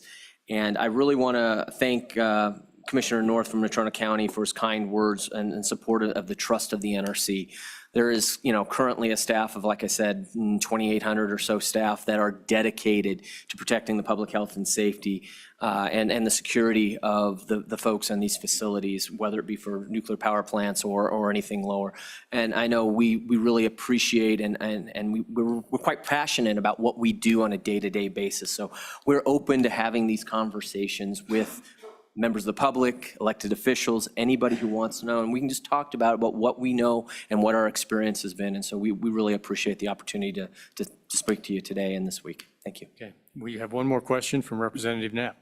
Thank you, Mr. Chairman. Just to follow up to that question of transferring security liability, because we talked about in the case of another company taking over, what about in the case of a bankruptcy? Would their bond go in effect at that point? Mr. Chairman, thank you very much. In the case of bankruptcy, so I'm thinking of an example where there was the company that went into bankruptcy was actually for an operating facility. They went into bankruptcy protection. They went into reorganization. Throughout that time, the NRC was evaluating and ensuring that their financial assurance was still being assured, that the plant was still being operated in an appropriate fashion, security was still being ensured. So if we get into a situation of bankruptcy from operating reactor all the way down to a dry cask storage facility, I have high confidence the agency is going to be very actively engaged to ensure that the safety and security of the material is ensured, and that there is some type of reasonable resolution such that the material is transferred to an appropriate authority that has the right means and capabilities to ensure the safety and security is maintained. Thank you, Mr. Alexander, for being here. I know you have a busy schedule, and you took time to be here in Wyoming with us. Thank you very much.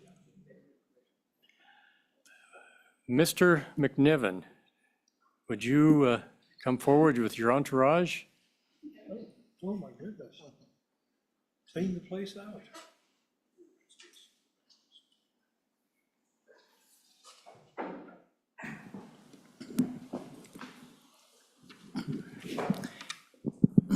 Please state your name, Mr. McNiven, and proceed. Thank you, Chairman Heiner, Chairman Anderson, members of the committee. My name is Travis McNiven, today here on behalf of TerraPower. And I know because of the hour and of the time, I will be very brief in my introductions. I'm very pleased to say that and Mr. Andrew Richards, VP of Government Affairs for TerraPower, was able to and wanted to get out to Wyoming and join us today. We certainly felt like a very brief background and kind of status of the project, maybe in order to provide additional background and information to the discussion of security. And so if it is okay, Mr. Chairman, after my brief remarks, we'll turn it over to Mr. Andrews, and then following Mr. Andrews' remarks, we have Barry Westrich and Melissa Darlington from the security side, security experts there working with TerraPower to introduce and give us some background and testimony towards that end, if that's okay, Mr. Chairman. All right, Mr. Andrews. Chairman Heiner, Chairman Anderson, and members of the Minerals, Business, and Economic Development Committee, thank you for the opportunity to appear before you today. My name is Andrew Richards, and I'm Vice President of Government Affairs for TerraPower. I appreciate the opportunity to provide an update of our work in Wyoming and express our support for the security legislation under discussion today. TerraPower is an advanced nuclear innovation company founded to help solve challenges posed by an increasing domestic and global demand for energy. With the support of our partners, including the U.S. Department of Energy and Rocky Mountain Power, we are building an advanced nuclear reactor called Natrium near the Naughton Power Plant in Kemmerer, Wyoming.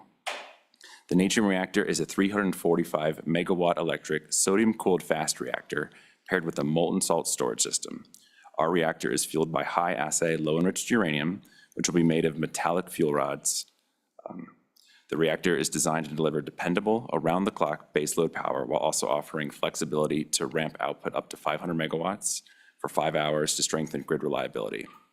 This project represents a major step forward in next-generation American nuclear energy, a clean, dispatchable, and secure power source that supports energy independence and long-term economic growth. Our Natrium project is a public-private partnership with the U.S. Department of Energy under the Advanced Reactor Demonstration Program, which was launched during the first Trump administration and continues to this day. At peak construction, the project is expected to create approximately 1,600 construction jobs with 200 to 250 full-time positions once the plant is operational. TerraPower already has employees based full-time in Kemmerer, with more expected to relocate as construction ramps up. TerraPower is committed to being part of the Kemmerer community for the long haul and contributing to the region's economic development and energy leadership. The Neutron reactor is unique in its design, featuring a nuclear island that generates heat and a separate energy island that stores and dispatches electricity using molten salt. These two facilities will be constructed independently, allowing work on the energy island to begin later this year while the nuclear island proceeds through the federal licensing process.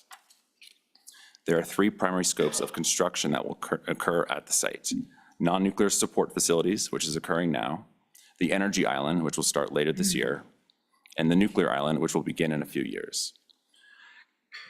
In January of 2025, construction on the first non-nuclear support facility, the sodium test and fill facility, began in June of 2024. The Kemmerer Training Center, another non-nuclear support structure, is scheduled to begin construction in a few weeks and will serve as the primary training site for all future Natrium operators. In January of 2025, the Wyoming Industrial Siting Council approved a permit authorizing construction and operational activities for portions of the facility not subject to the oversight by the Nuclear Regulatory Commission. Following that, earlier this month, the Nuclear Regulatory Commission issued a formal exemption for the energy island, confirming that it falls outside of its licensing authority. With all necessary approvals from the state of Wyoming in place, construction of the energy island is expected to begin later this year. Finally, construction on the nuclear island, which includes the reactor and safety systems, will begin only after the Nuclear Regulatory Commission issues a construction permit and completes its full safety and environmental review. TerraPower submitted its construction permit application to the Nuclear Regulatory Commission in March of 2024, which was formally accepted in May of 2024. We anticipate receiving the construction permit for the nuclear island in late 2026. Once granted, full nuclear island construction can begin. Our current schedule targets completion of the reactor by 2030. Mr. Chairman, with your permission, I'd like to now turn it over to my colleagues for remarks specifically about the draft nuclear. Yes, thank you, Mr. Richards. Thank you. Chairman and members of the committee, thank you for the opportunity to appear today. My name is Barry Westrich. I'm the Senior Manager for Security and Safeguards at TerraPower. My background is 25 years at the Nuclear Regulatory Commission. I did work with Mr. Alexander through some of that time. And I was going to speak about physical security requirements, but I think he did a pretty comprehensive review of that. So while we are putting together our plan and getting the security program established, I think at this point, with your permission, I turn it over to my colleague to talk more about the specifics. Yes. Thank you. Thank you. Chairman Anderson and Chairman Heiner, the members of the committee, thank you for the opportunity to appear before you today. My name is Melissa Darlington, Nuclear Security Manager for TerraPower. I have 22 years in nuclear security, all of it at Palo Verde Nuclear Generating Station in Arizona. We appreciate the legislature's consideration of the draft security legislation today. The Nuclear Regulatory Commission requires licensed nuclear facilities like Natrium to maintain strong security programs to protect against threats such as radiological sabotage. A range of security measures is required to comply with the NRC regulations, up to and including the potential use of lethal physical force to defend the plant. The reason we are here before you today is because federal law provides no legal protection for security personnel when they act in defense of a commercial nuclear power plant or for public safety. Furthermore, Wyoming law currently lacks clear legal authority for trained security personnel performing these duties. Without such protection, security personnel at TerraPower's Kemmerer facility and any future commercial nuclear facilities in Wyoming remain exposed to potential civil and criminal liability. Currently, 28 states have NRC-licensed commercial nuclear power plants, and of those, 9 states, such as Arizona and Kansas, have enacted similar legislation to protect the security personnel who protect those facilities. The draft bill before you would close this gap by providing clear legal protections for trained security personnel and their employers by ensuring they are not exposed to civil or criminal liability when acting within the scope of their duties, and also authorize nuclear security personnel to detain individuals committing crimes while summoning local law enforcement. Such crimes include murder, assault, criminal entry, trespass, arson, robbery, radiological sabotage, and theft or division of special nuclear materials. These protections are not unlimited. They only apply to security personnel at commercial nuclear facility sites who are acting with reasonable belief and within the scope of their employment. If there is not legislation in this area, as is the case at several operating reactors, we will move forward in implementing our security organization to meet the federal requirements and approval through the NRC. However, we will need to train the security staff to ensure they are aware that if they are required to defend the plant in order to protect the health and safety of the public from radiological sabotage, they may be subject to civil or criminal action. Cases such as where an adversary is not directly threatening a security officer, but has breached and entered the protected area, moving toward an area that could result in damage to nuclear fuel, may result in hesitancy in implementing their duties and some challenges in our security training. Additionally, security would need to request individuals wait for law enforcement versus detaining them for a local law enforcement. Sorry, excuse me. We have also met and will continue to work with the Lincoln County Sheriff's Office and Shane Johnson to build those relationships and to develop and agree on a memorandum of understanding with NATRIM and the local law enforcement as required by the NRC regulation. I am happy to say I will be moving to Kemmer in 2 weeks, and I am looking forward to becoming a part of the community. We asked the committee to move forward with similar legislation to be considered at the next committee meeting. Thank you, Mr. Chairman, and we would be happy to answer any questions the committee may have. Thank you, Mrs. Darlington. Mr. McNiven? Thank you, Mr. Chairman. So at your pleasure, certainly take any questions from the committee, both in terms of just the status of the project or the security, draft security legislation that was submitted. But like Mrs. Darlington said, we certainly hope that the committee will see fit today to move to have some form of the LSO draft bill for the consideration. So let's do questions first, and then we'll go over the proposed draft. So any questions? Senator Ruffus, please. Thanks, Mr. Chairman. This gets a little bit into the draft, but just kind of at a higher level, the idea of how this might play out. I certainly understand the need and think it's a very important objective to accomplish, to protect the health and safety of the public.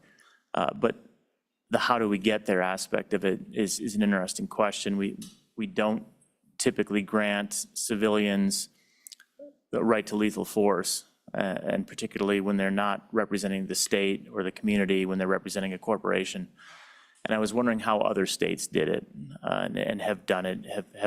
How often have other states engaged with law enforcement, worked specifically with local law enforcement, and perhaps had actual law enforcement instead of security personnel be the individuals that are working within the facility through a contract or through some type of an agreement? Is that something that other states have looked at?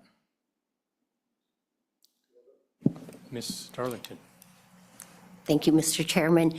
No, there is currently no commercial operating nuclear facility that uses actual deputized law enforcement at this time. Thank you.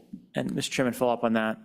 How many, it sounded like from an earlier presentation that some don't have, they utilize local law enforcement effectively was what a previous slide from the NRC had, but I assume they still have security personnel in their facilities. So what goes on in that circumstance? How does that relationship work? Ms. Darlington. Thank you, Mr. Chairman. Basically how that works, the NRC's regulation is required that all nuclear plants sit down with their local law enforcement agencies and come up with a memorandum of understanding. And what it is once you're under attack, the primary response is going to be your security officers due to the time, right? And yes, the slides did say potential no security officers, and rely on local law enforcement. That's for the new rules coming out for the micro and the smaller reactors. There's not one in existence like that currently. But what it is that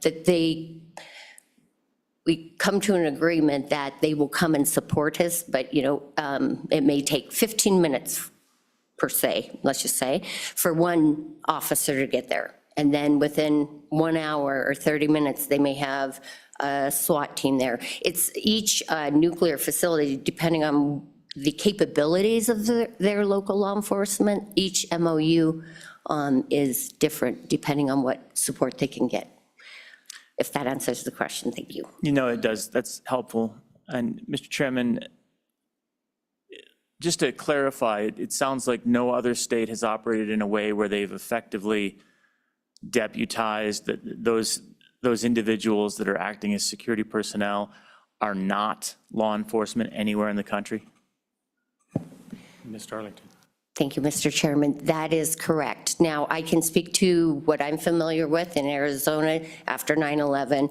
APS, the company that runs Palo Verde Nuclear Generating Station, started working with the local legislation and requesting that they come up with specific bill or law to protect it. It just says nuclear security guards. They are not they're not deputized in any way. It says nuclear security guards working at a commercially operating facility, I do believe. Kansas is similar to that. There are 9 out there, different states. Those are the 2 I'm familiar with. Thank Okay. you, Mr. Chairman. Thank you, Mr. Chairman. Thank you for those answers. Any other questions? Travis, let's continue to the proposed legislation that you have to. Thank you, Mr. Chairman. It certainly, we previously submitted it to LSO and should be in your packets. There's 5 pages. Would you like me to go through some of the definitions? Would you like to just simply answer any questions that the committee may have? Go through the definitions and then the meat of the bill. Okay, thank you, Mr. Chairman. Would you like me to, or would one of you prefer? And Mr. McNiven, we can read all this, just give us some high levels. Sure. So, Mr. Chairman, of course, starting on page 1 under definitions, you have, armed nuclear security guard there. We have commercial nuclear generating station. These are terms, of course, in the definitions that are associated with them. What it means to enter a facility, they're in 3, and entering or remaining unlawfully. These are some of the terms, and then structure or fenced yard. As was previously mentioned, these are the terms that we're primarily concerned about, as these are the, it's the focus of what is being guarded or what is being secured. There, as earlier, the levels, as NRC spoke about, as you get into the fences and into, the actual reactor and what's being protected there. And so you see the definitions there. In 66402 of the draft at the bottom of page 2, we have criminal trespass. Again, it goes into what a person, when a person commits trespass on a nuclear generating station and knowingly either enters, remains there unlawfully, et cetera. 66403, use of force. Again, that is to this point of use of force there. Armed nuclear security guard is justified in using physical force against another person at a commercial nuclear generating station or structure. And as it continues on explaining, and then it has reference to other state or other Wyoming statutes as it reads there of when is justified. Later on there at the bottom of page 3, again, there's kind of that list of Wyoming statutes that pre-exist. Assault, murder, arson, kidnapping, robbery, et cetera, into radiological sabotage and theft there at the top of page 4. There in C, certainly call your attention to C, where C and notwithstanding any other provision of this chapter, an armed nuclear security guard is justified in threatening to use physical or deadly force if and to the extent reasonably armed nuclear security guard believes it is necessary to protect oneself or others against the person's potential use of physical or deadly physical force. Again, going back to the point that Mrs. Darlington made earlier. And then that protection there in D, an armed nuclear security guard is not subject to civil liability for engaging in conduct that is otherwise justified pursuant to this chapter. Mr. Chairman, 66404, this is the detention authority that was mentioned earlier, granting those guards the ability to, again, detain until the local law enforcement, in this case, probably most likely the Lincoln County Sheriff's Office, would be able to arrive and be there. And then finally, the last paragraph there, with reasonable belief of an armed nuclear security guard is a defense, reasonable belief of an armed nuclear security guard is a defense to a civil or criminal action of an armed nuclear security guard, guard's employers, or owner of the commercial nuclear generating station where such guard is employed for false arrest, false or unlawful imprisonment, and or wrongful detention. This goes back to that kind of the question of what are we training our nuclear security staff, to do, and also what the liabilities may or not be for those employers, as well as their employer there. And so, Mr. Chairman, that is the draft proposed bill, again, heavily borrowed, if you want to say that word, from Arizona, and Kansas, I believe, are the two there. Anything that anybody would like to add towards that summary? Any questions? Committee members? Yes, Senator Ruffus, please. Thanks, Mr. Chairman. So this was borrowed heavily from the other drafts, and were those passed in other locations in substantially this form? Mr. McNiven? I believe Arizona was how many years ago? Ms. Darlington? Mr. Chairman, I believe it has to be at least 15, maybe 20 years old. But this was passed and this is in their statute. That is correct, Mr. Chairman. Mr. Chairman, follow-up? Yes. I went through it 2 times, and maybe I'm just missing it, but I don't see any clear association between the protections being in place for this, what is our defined term, armed nuclear security guard, and their location on site. It seems that these rights are granted regardless of where they're located, even though there is some, you have to be doing your job, but I don't see a location-specific requirement in this bill text. Is that intentional, or is it supposed to be location-specific? Mr. Chairman, the primary responsibility of the security force is to protect the nuclear material. So we are unique, and we made our protected area smaller. So our security force will be in our nuclear island. That is what they are federally required to defend. Mr. Chairman, following up on that, that's not the question. I'm not being adversarial. I'm just trying to get this language in the right place, okay? Yeah. I just don't see where it says that. I know that that's where you're going to keep your forces, but when we're writing statute, we don't want to provide somebody who's an armed nuclear security guard the authority to use deadly force on the other side of town, right? So am I missing it? Senator, in 66403A, it does say is justified in using physical force against another person at a commercial nuclear generating station or structure or fenced yard of a commercial nuclear generating station. It does kind of put a circle around where they can exercise this force.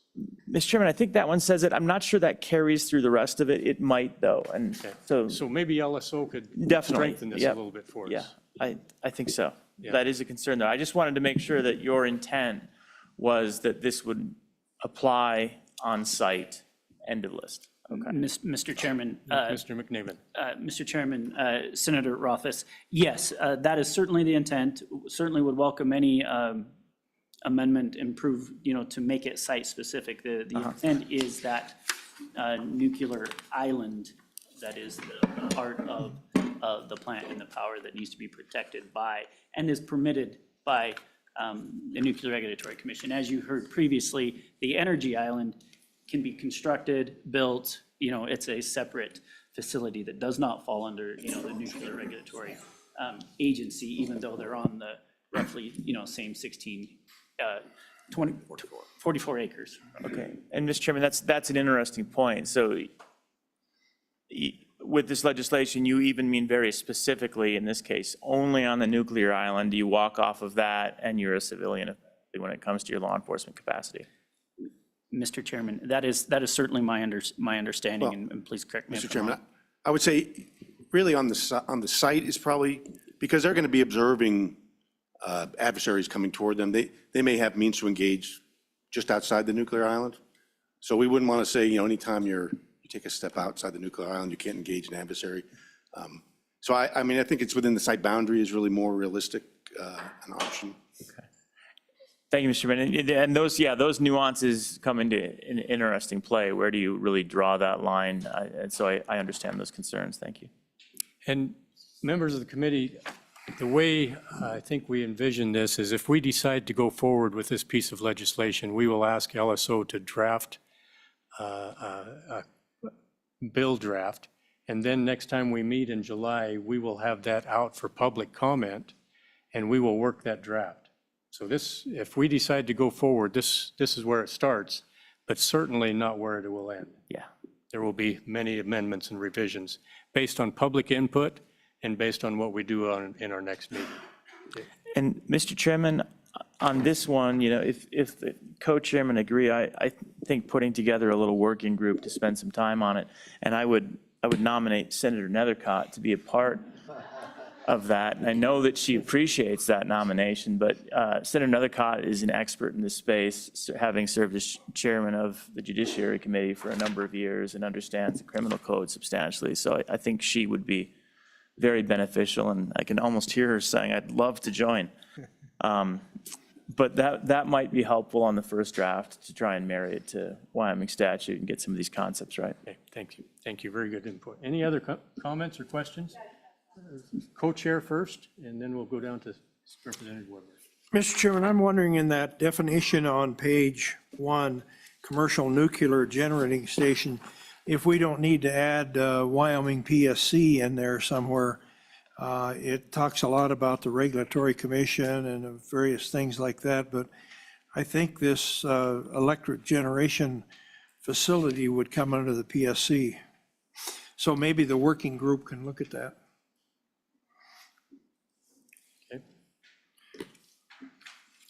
Okay.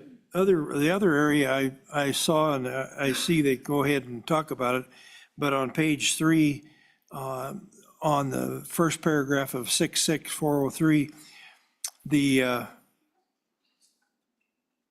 security guy is using physical force. Doesn't say anything about deadly physical force, but goes into paragraph B, and it does say he's justified in deadly physical force.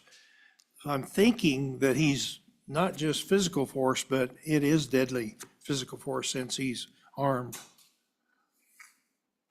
Any comment? Mr. Chairman, Senator Anderson, I think it's all force up to and including lethal force. So they wouldn't start with lethal force, right? They would start with warnings. They would start with maybe non-lethal irritants or something like that. So it would be, a range of force continuum up until including lethal force. There might be some clarifications we need to make there. Yeah. Representative Weber. Thank you, Mr. Chairman.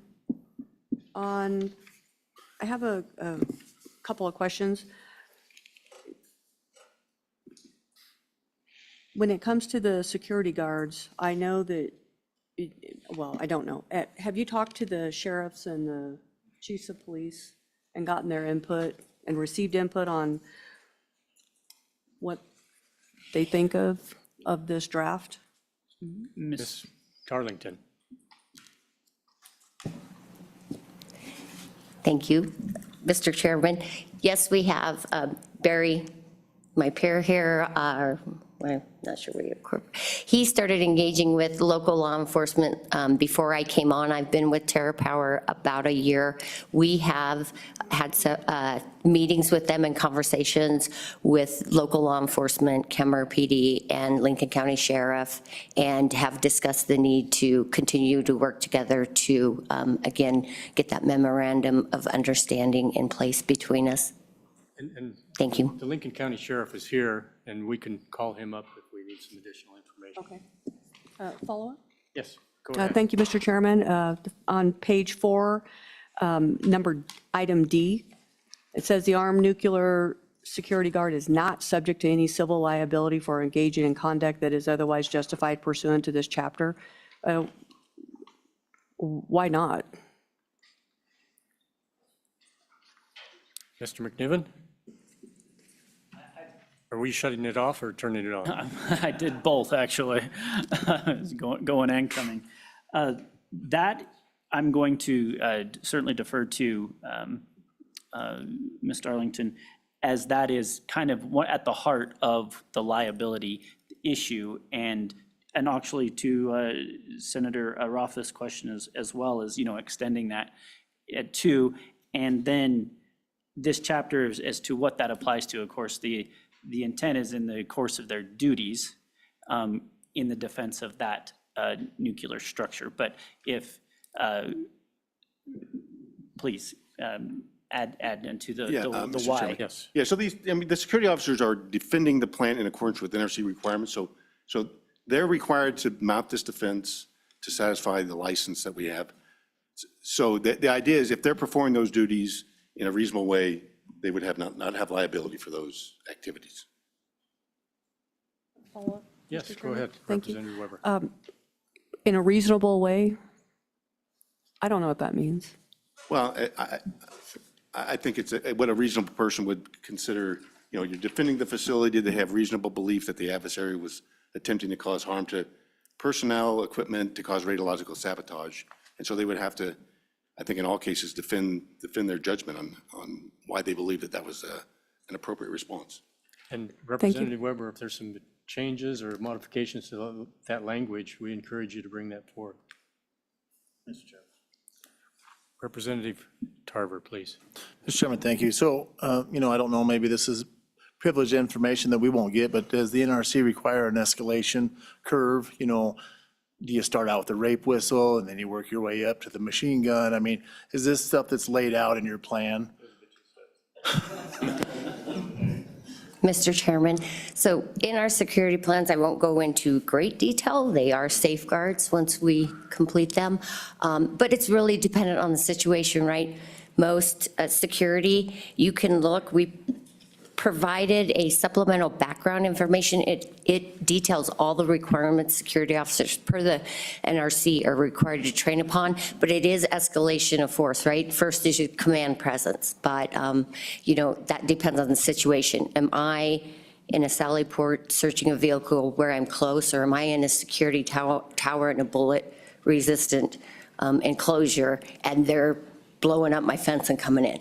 Then so it's really dependent on the situation, but the escalation of use of force is trained to begin with command, presence, voice, and et cetera. Follow up? Thank you, Mr. Chairman. Follow up, Mr. Chairman, and thank you. And the reason I ask that is because I assume you don't want this put in legislation. You don't want this in a bill, because that has to be up to your discretion and how you guys formulate your security plan. So I assume, need to leave it somewhat broad so you have lateral movement on how you form your security plan. And obviously, we wouldn't want to know those plans, and, so we can stand just across from the line and taunt you or whatever the case may be. Wouldn't you agree? Ms. Darlington? Mr. Chairman, yes, I agree. I think, we give that training, that broad escalation of force training, so they start, where is appropriate, and so they're not going beyond where they need to. But I think it would be difficult if it was specifically spelled out in this bill. And Mr. Chairman, I would just like to add to that also in the training, when do you escalate use of force, right? You have to understand that the person has the capability, the opportunity, and the intent, and you have to be able to explain that on, depending on whatever type of use of force you use. So that is also trained, and they are qualified and they're tested on their knowledge of that skills. And that's all I want to say, Mr. Chairman. All right, thank you. Any further questions? Seeing none, thank you very much. Mr. McNiven, thank you for being here. Thank you, Mr. Chairman, members of the committee. Are there any others that want to testify? Sheriff, did you want to come forward and while we're on this subject? He'd love to.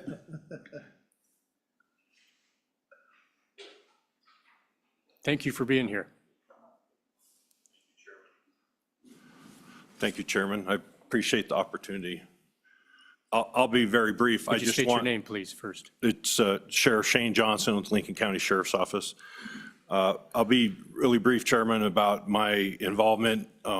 It started, as was mentioned, over a year ago with TerraPower, with meetings about security, what their intention is, what they would like to see happen, very open of what they may need from us, and training and the opportunities that will come as this moves along for us to interact with them and make sure that we have, are on the same page, and that we have a facility that runs safe and that people are protected, the community is protected from the potential of that facility getting sabotaged or something happening there. So it's been an ongoing discussion that we've had with TerraPower. And Sheriff Johnson, what's the response time from your office to the TerraPower location? Chairman, TerraPower will have more security guards than there is law enforcement officers in Lincoln County. And if you know Lincoln County, it's split into two population bases, Star Valley that has about over 3/4 of the population, and Kemmer that has the rest. And so I can tell you that the drive from the sheriff's office is pretty brief, but we're spread pretty thin. We have a 4,000 square mile county, so I can't give you a number, but that's part of what these discussions are as we move along, to have a realistic expectation of how soon that we can get there. And that, there's no doubt in my mind that as this moves along, we're gonna have to bump up the personnel that we have available at the sheriff's office, as long as partner with the other police departments that are in the area. Thank you. Any questions for Sheriff Johnson? Seeing none, thank you for being here. Thank you, Chairman. Committee. All right, open it up for others for public comment. Thank you. Good afternoon, Chairman and members of the committee. My name is Ashley Harpstreet. I'm the Executive Director for Wyoming Association of Municipalities. I'm here on behalf of my member for the City of Kemmer. They actually are caught up in meetings and we're unable to be here today via virtual or in person. But I'd like to share their perspective about getting the TerraPower Natrium plant in Kemmer. Since the announcement and the construction has begun, they have experienced a significant revitalization of Kemmer's historic downtown, increased investment in real estate, and corresponding increases in property values, property tax base, sales tax base, and jobs.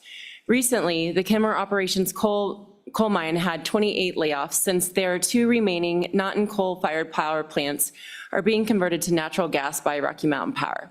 There's a good chance that there will be more layoffs, given that the biggest contract for the coal mine is with Rocky. There's an opportunity for these workers to get trained at Western Wyoming Community College. The governor invested $2 million, I believe that's through the WIP program, and to become security workers at the plant. The good news is that by 2030, Kemmer should have 250 new permanent jobs at Kemmer as the #1 nuclear plant. There are already permanent workers living in their community that work for TerraPower. There are also full-time workers that are there for Bechtel, who is building the plant, and this summer should be about 100 to 150 construction workers building the sodium test fill facility and the training center simulator and escalating the ground for the nuclear. Earthworks, a Gillette company, is doing much of the excavation work. They are excited of the prospect of using Wyoming uranium at the plant someday. They understand that this requires about 10 years to create a manufacturing operation to get the HLEU, high assay enriched uranium needed to supply the reactor. I hope that, or he hopes that all the Wyoming realizes the unique opportunity that is before them to diversify the energy economy. They are very glad to see those from Idaho National Labs and Idaho in attendance. Networking and collaborating with them is key to even more opportunities for our Wyoming economy. The world is at the forefront of a nuclear renaissance, and recently TerraPower announced a plant in Great Britain. As City of Kimmer understands, the plan is for these workers to be trained in Kimmer, and there are multiple plants planned. Workforce will be critical as TerraPower is also in talks with the data center company. We all know our climate in Wyoming is ideal for data centers. And with that, Mr. Chairman, I'll stand for questions. Thank you, Ashley. Any questions? Mr. Schmidt, or Representative Schmidt? Thank you, Mr. Chairman. Thank you for being here. You mentioned everything except infrastructure, Kimmer infrastructure, streets, water and sewer. Can you help me with some of that information on what TerraPower's possible involvement is in that? Mr. Chairman, Representative Schmidt, I do not know exactly, but I'm writing this down so I can find out and get that back to the committee for you. I do know that water is one of our #1 problems that all of my municipalities are facing right now, and I've just put together a survey that has about 30% of my memberships and their deficits in water and infrastructure, or water and sewer infrastructure, and we're talking billions of dollars. So I know that's going to be a huge need just on what we have in the ground. Yes, Representative. Yep. Thank you, Mr. Chairman. Thank you for that. Second question, you had mentioned there's going to be some training available for security employees. Did I hear that correctly? Through Western Wyoming College, I believe you said? Mr. Chairman, Representative Schmidt, I'm just looking back through my notes here. It says they're using an opportunity for these workers to get trained through Western Wyoming Community College, I believe through the Wyoming Investment Program, that WIP program, to become security workers at the plant. Okay. What about just plant operators or plant technicians? Any training available for those folks? Or will TerraPower do that on their own? Mr. Chairman, Representative Schmidt, I do not know, and I will find out, but I know Western has a pretty robust program that they're looking to tailor for them. All right. I'll find out. Thank you. Thank you, Mr. Chairman. Any further questions? Seeing none, thank you very much, Ashley. Thank you. Mr. Detai? Mr. Chairman, thank you. And I will, Travis Detai, Wyoming Mining Association. I will speak a little bit on TerraPower and then offer a couple more comments so that you guys can get off on your lunch break. First of all, with the, I'm sorry, Mr. Chairman. There were more groans than laughs. Mr. Chairman, with regard to the issue directly in front of us, with disclosure, TerraPower is a member of the Wyoming Mining Association. When they first came to Wyoming a couple of years ago, TerraPower sat down with our uranium producers prior to the announcement of their Kimmer operation, and visited with them. And one of the things that they had told us was it was their intention to eventually use Wyoming uranium to fuel their plants. And when I say plants, it was kind of the understanding that probably not that first plant, maybe not that second, because of the nation's inability to provide what they needed, that they would have to source that from a foreign nation, but to start planning on the third, fourth, fifth, and eventually, if things work well, the 100th reactor here that they build over time. So, and of course, that was very welcome news to the Wyoming uranium producers in a time where it was very tough.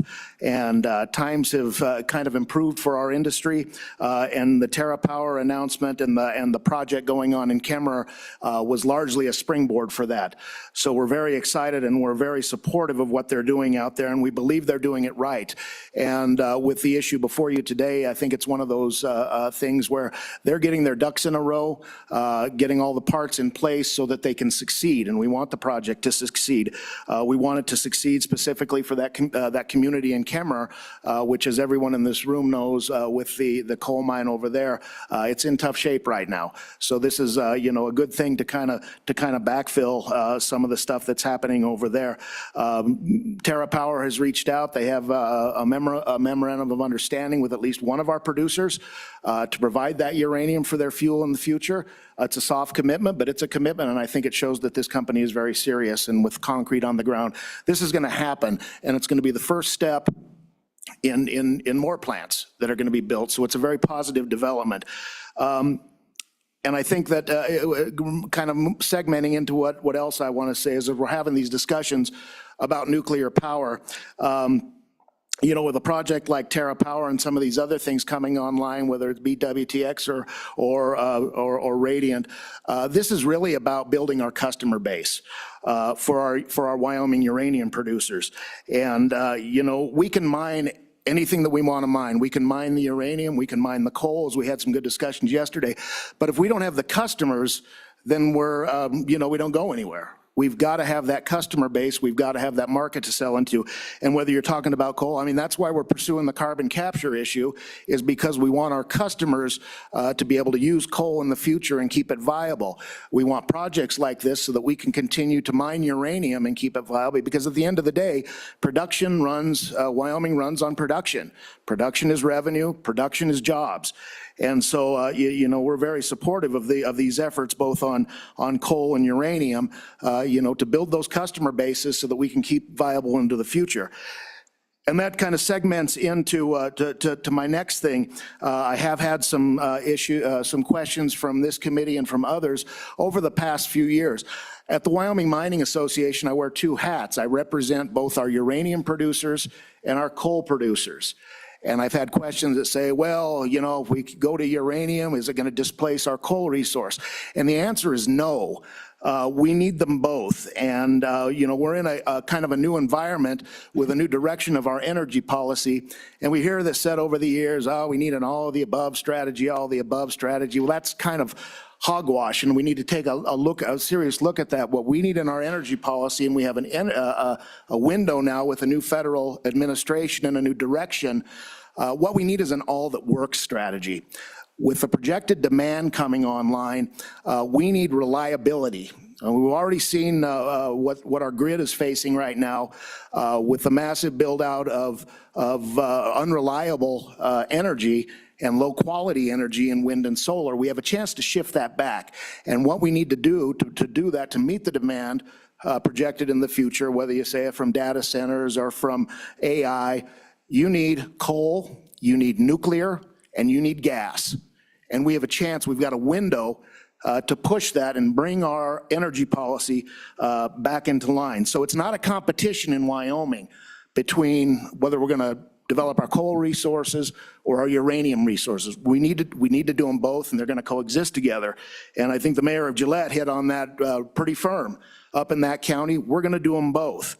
We need an all that works strategy.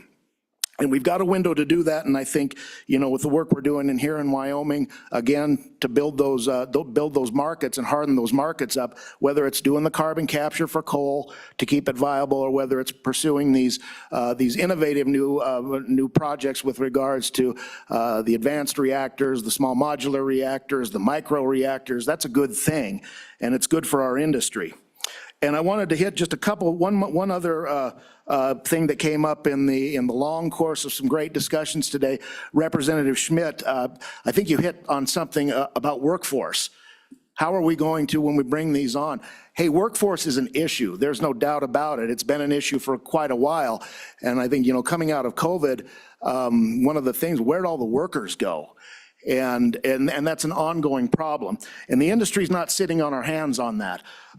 So for the mining industry, we were very involved in these programs such as Skills USA and, you know, with our community colleges, with the University of Wyoming, to really try to beef up our efforts at career and technical education so that we can get, you know, the workforce that we need so that we can train our young workers and our next generation in those skilled industries to fill these jobs.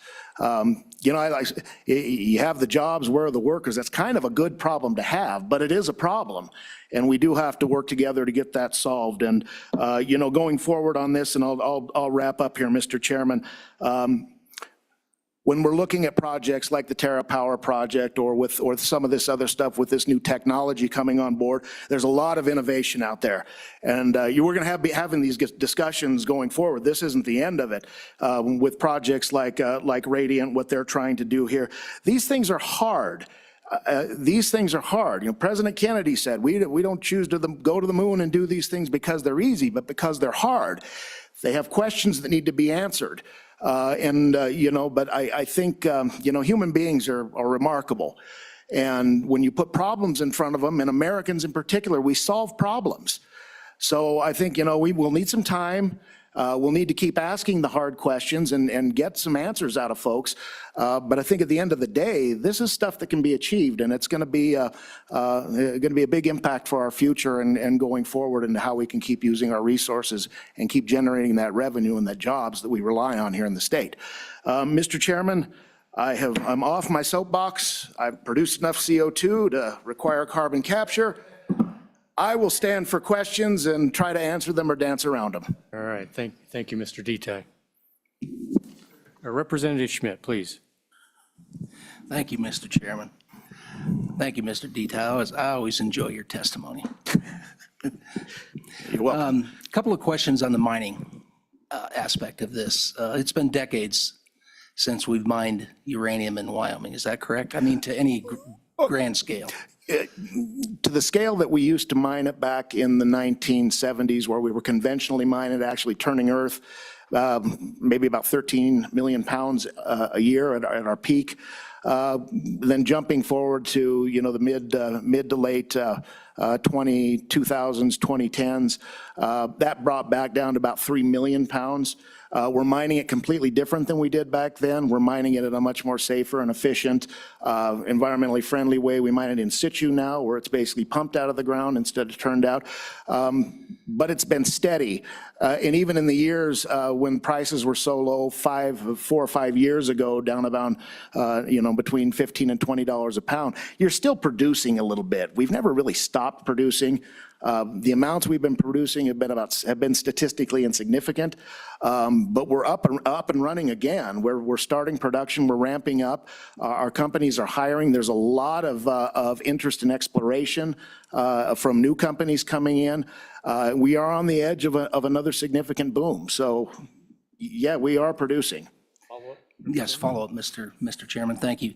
So that kind of leads into my real meat of my question is from what I've read, back in the day when we were doing the big mining operations like in the Gas Hills, when those were closed down, I understand that a lot of the equipment and materials and tailings were radioactive, and a lot of that was buried on site and left in place.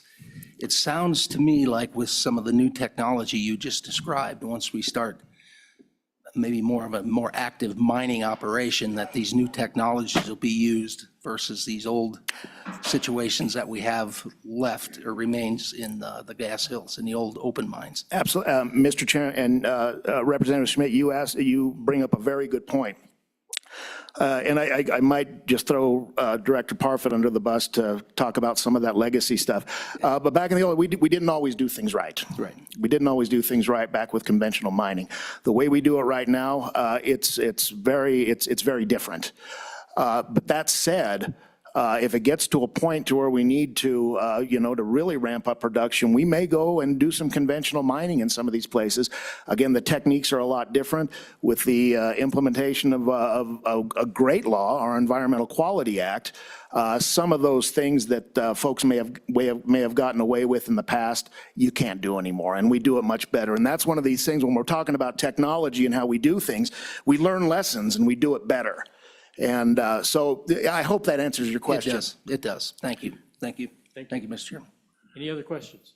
Thank you, Mr. Detey. You let me off easy, Mr. Chairman. Thank you. All right. Any other public comment, please? How many other in the room do we have for public comment? Do we have any on Zoom? One? Okay, good.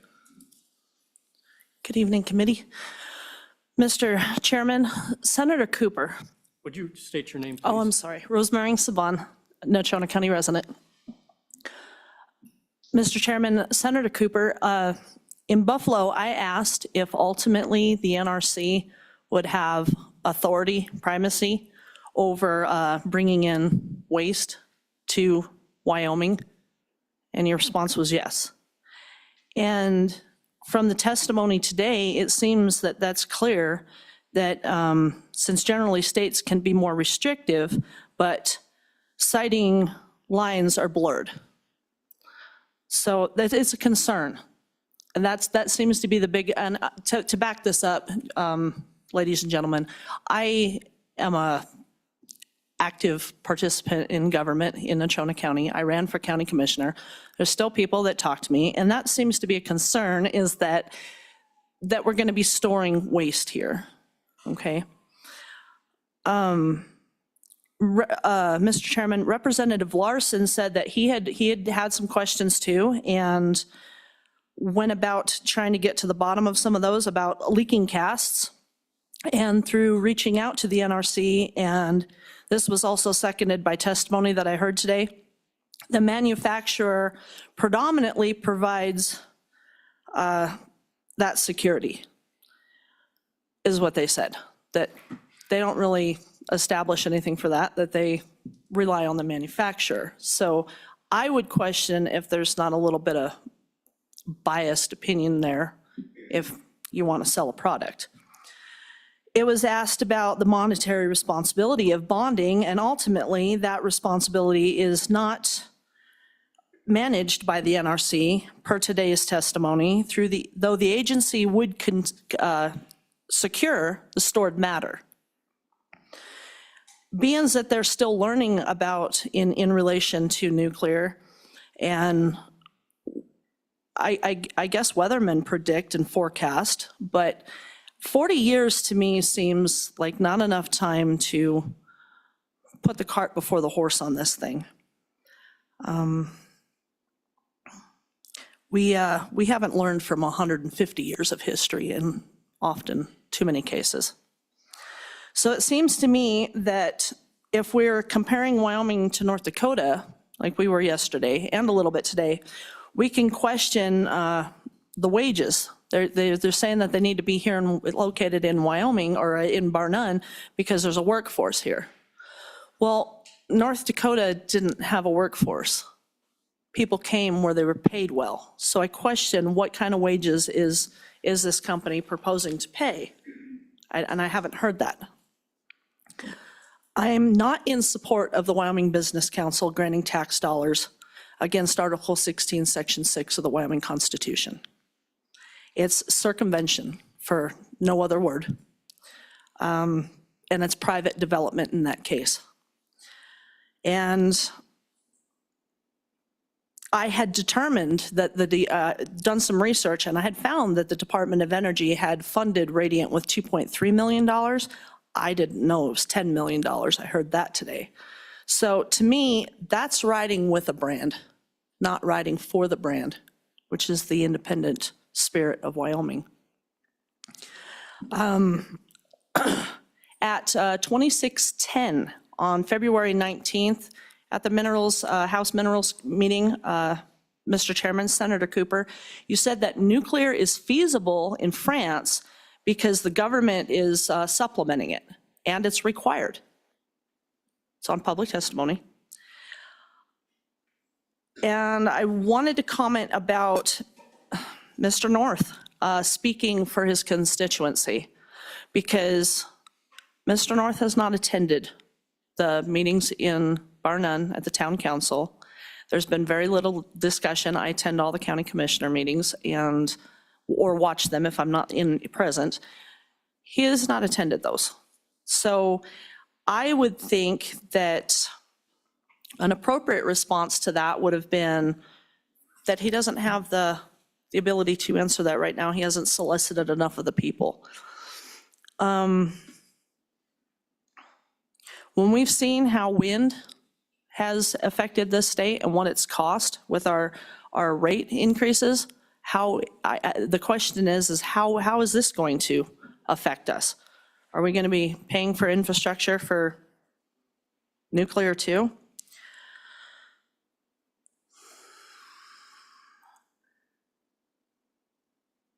I personally don't feel, and in talking to people, that, being that there's other states that are accepting nuclear and promoting nuclear, I don't believe the state of Wyoming would lose anything at this point in time by waiting. We have the space, we have a population of 530,000. It's not going away. We can be cautious, we can be conservative in this matter and not compromise our sovereignty. And this question of my own, I'd like to know how much influence Governor Gordon has in Radiant specifically coming here. If anybody knows that, that'd be great. And to Mr. Alamand, he wanted me to let you guys know that he is sick, and he's pretty sick. But his survey, he solicited 1,800 signatures or questions from different people in his district. So he said that it's looking pretty negative, but I'll let him testify to that, personally to you guys. And as far as Sweeney making the comment that his survey was slanted, we all know Sweeney. When he has a sales pitch, it's also slanted. So I want to conclude with everything man-made is subject to failure. It's not a question of if, it's when. There's only one creator that has ever managed to design anything masterfully. Thank you very much. I appreciate the comments. I appreciate you were here in our meeting. This is the reason that we come out to Casper, to other locations away from Cheyenne, because we want to bring government to the people, and appreciate your comments. I Thank you appreciate very that much. too. Yes, Senator. I'd like to respond to her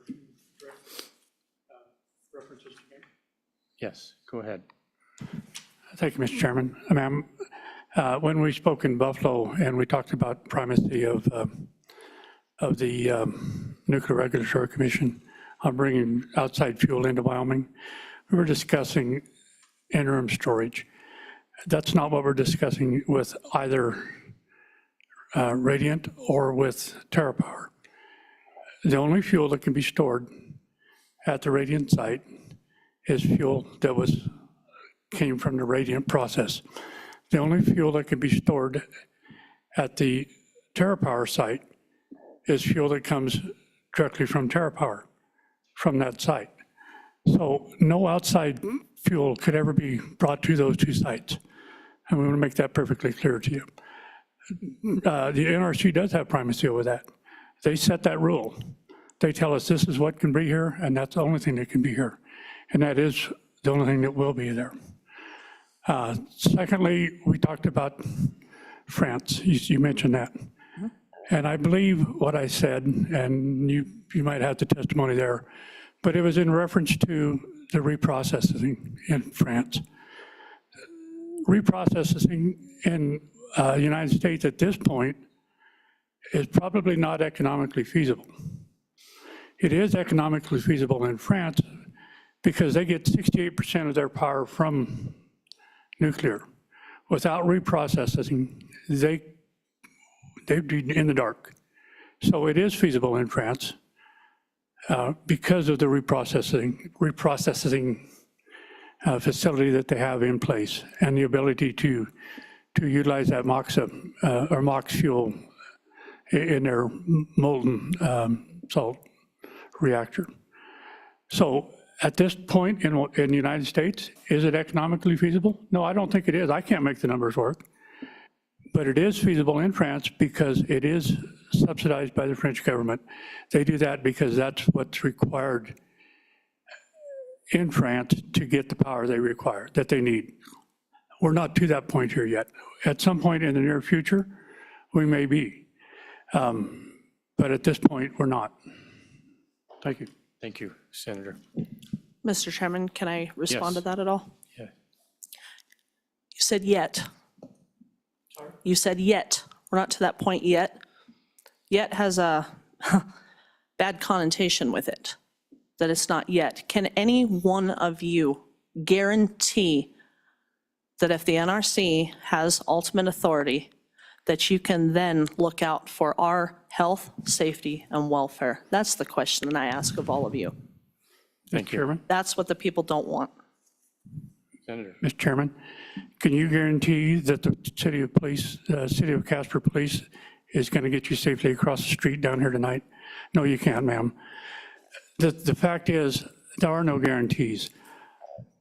But if we can completely close our minds to the future because of a what if, no matter how small that risk, and it is very small, then there'll be no progress, there'll be no growth. There would be no Casper, there'd be no Wyoming today, had people had that mindset over the years. So with that said, at this point, no, it is not economically feasible in the United States to do that. But at some point in the future, it will be. At what point, I can't tell you. But it's probably not that far out, based on the education that we got the last couple of weeks down at that nuclear spent fuel conference. The technology's here. The private enterprise is ready to move forward. What we're lacking is legislation at the national level to allow that to happen. That legislation is being proposed right now. It is being proposed to bring forward the ability for these companies to move forward. So yet means sometime, probably the near future being 10 years, 15 years. That's not very far away. 2010 was 15 years ago. So it's just literally right around the corner. Thank you. All right, thank you. Let's go to the online. Yep, and Mr. Chairman, we'll bring her in now. And I would just note that if anyone else is interested in commenting online, they should raise their hand on Zoom. Thank you.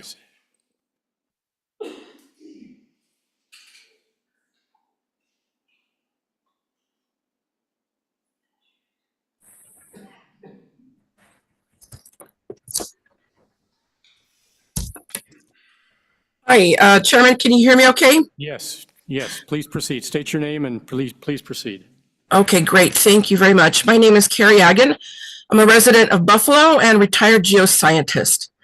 I have a number of comments. I've written a bunch of stuff while this whole proceeding has been going on, so I apologize. I may seem a little scattered. I might kind of go back and forth. So I have a number of concerns, and I have to say that overall, my concerns are not allayed. In fact, they have been increased, especially once we got to the safety and security portion. Armed guards and guard towers, I don't understand why anyone would even want to do this, let alone why we are rushing into this possibility. And talking about adding all sorts of statutes and limiting the liability to the companies and the personnel.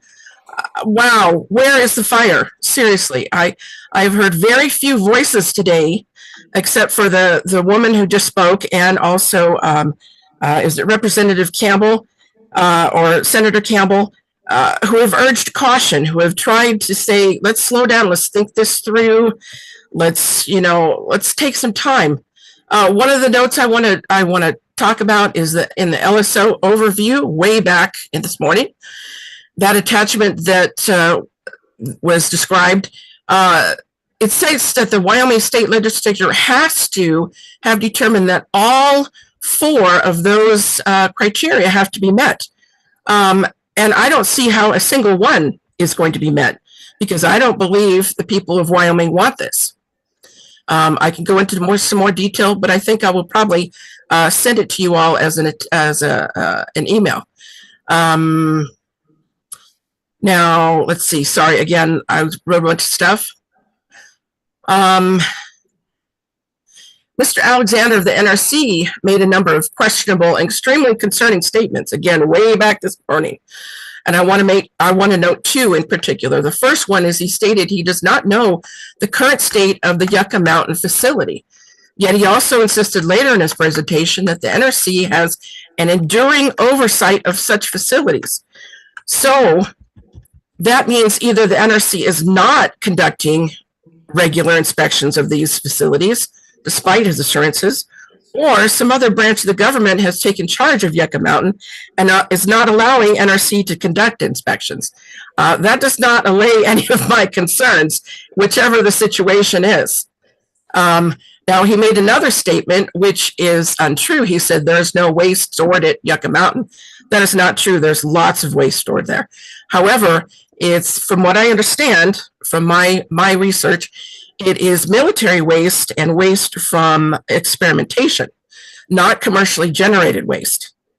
Now, there are two, as has been mentioned today, inter-facilities that are licensed in the United States. I don't believe they've broken ground on either one in Texas, one in New Mexico. There's also one in New Mexico that is, I believe, about 80% full.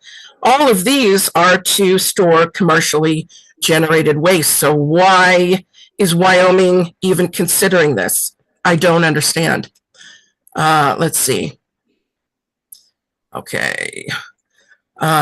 So if NRC is not conducting inspections of Yucca Mountain, then what makes anyone believe they'll conduct regular inspections of any facility anywhere else, including Wyoming? If the actual in situ conditions of these casks, in other words, what condition they're in and the actual containment conditions are not being monitored and inspected, then what makes anyone believe that these 40 to 100-year lifespan casks are adequate? Okay, some more. I apologize. I'm a little all over the place. Okay, we used, will the used salt from the various experimental designs that propose to use salt to absorb the heat be stored in casks? Because salt corrodes metal. That's a huge, huge safety concern there.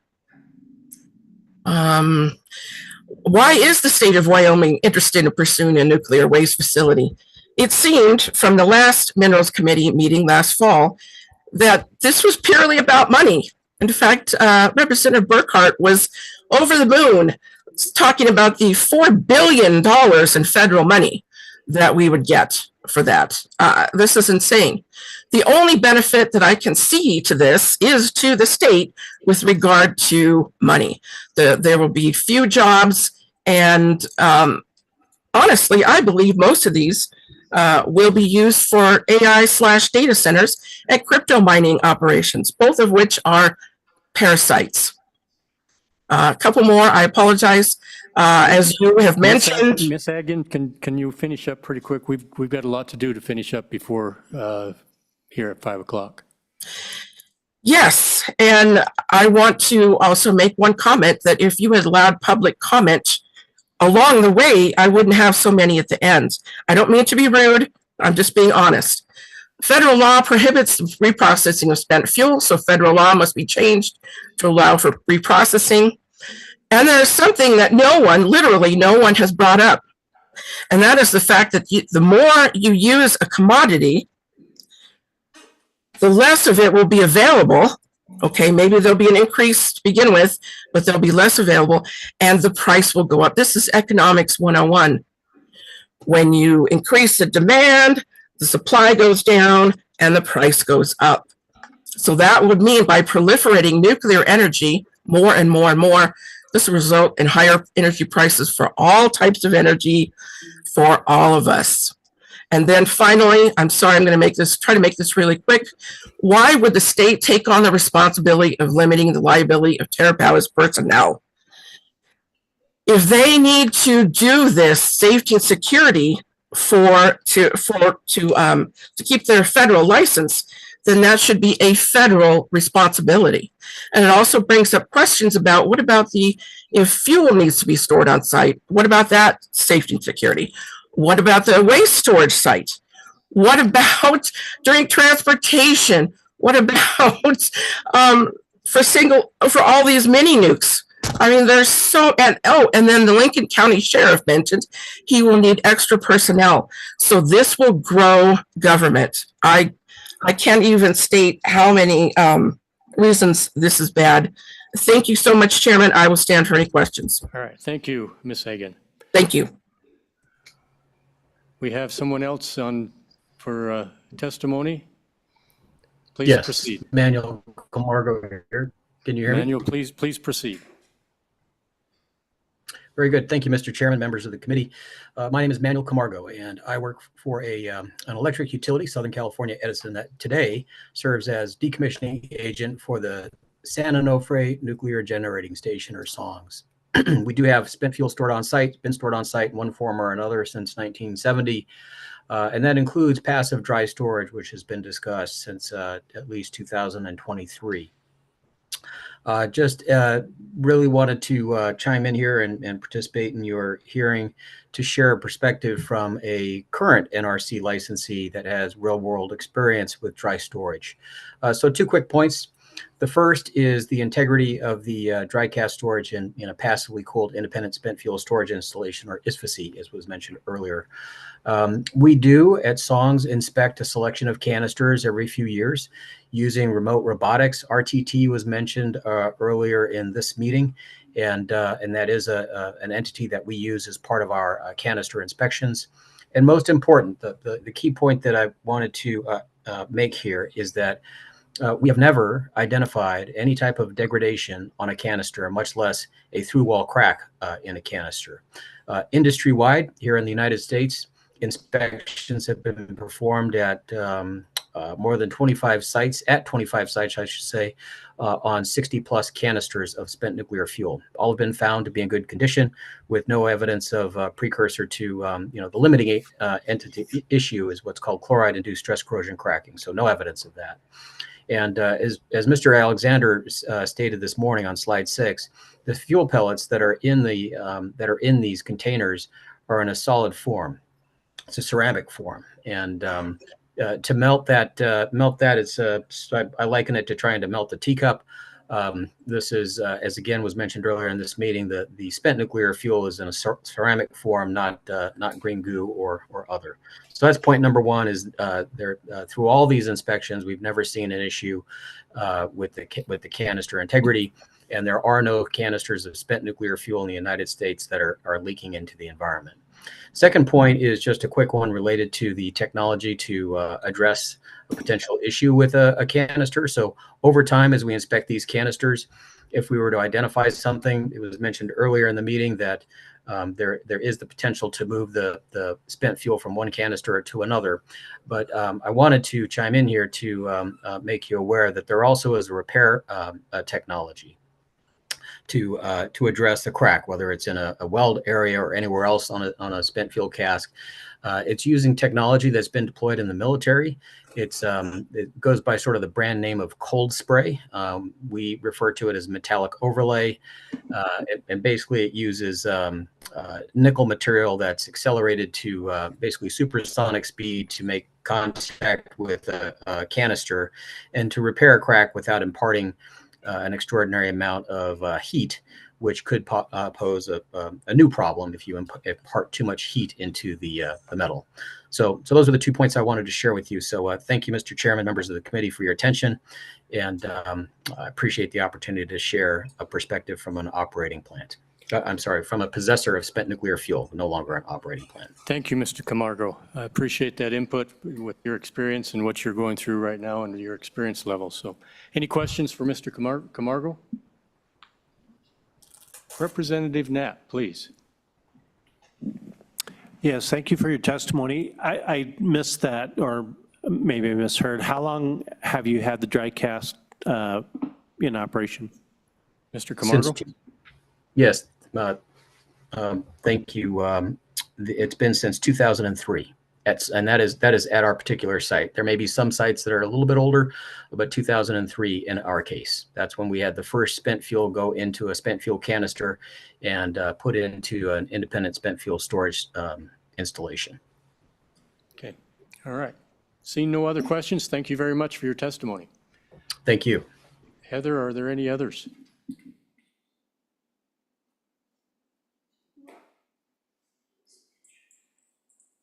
We're going to have to limit to 5 minutes. So please proceed. Am I up? Can you hear me? Yes, I can hear you. Okay, thank you. Thank you, Chairman and members of the committee.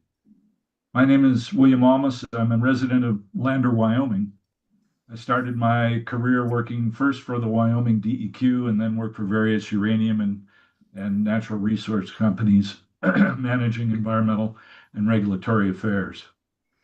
Recently, I was a member of the community engagement panel to PG&E on decommissioning of the Diablo Canyon nuclear plant. I have observed firsthand dry cask storage facilities, and I'm familiar with the construction and design of several of the more commonly used dry casks. You've heard some of the evidence today, which presents a compelling case for the safety of dry cask storage and transport. The economic benefits of the creation of jobs and revenue to the state outweigh the very small risks and negative perceptions associated with spent fuel storage. This position is supported by the excellent work done by the University of Wyoming Center for Energy Regulation and Policy Analysis. I'm a little bit surprised none of that came up today. It's really a very good analysis. I have to say it is extremely important that communities most affected by the nuclear facility be brought into the discussion, and that broad support for a project is reached before regulatory approval and construction. There have been several attempts at establishment of spent fuel storage facilities over the past 20 or 30 years, and they have either failed or in limbo awaiting legal or legislative action. A key factor contributing to the lack of success of these projects is the failure of the community to reach consensus on the safety and the value of the projects. The facts must be clearly presented and discussed by an impartial third party, giving both the proponents and opposition a forum for discussion. Complete support for something as emotionally charged as this storage of spent fuel will never be reached, but the case for establishment of storage facilities is so strong that I believe consensus can be obtained. Fortunately, the U.S. DOE has recognized the importance of upfront community support or opposition and established the collaboration-based siting process, which you've heard several times today expressed by other participants. They have even provided the resources for implementing the community engagement process through a consortium trained and funded for this purpose.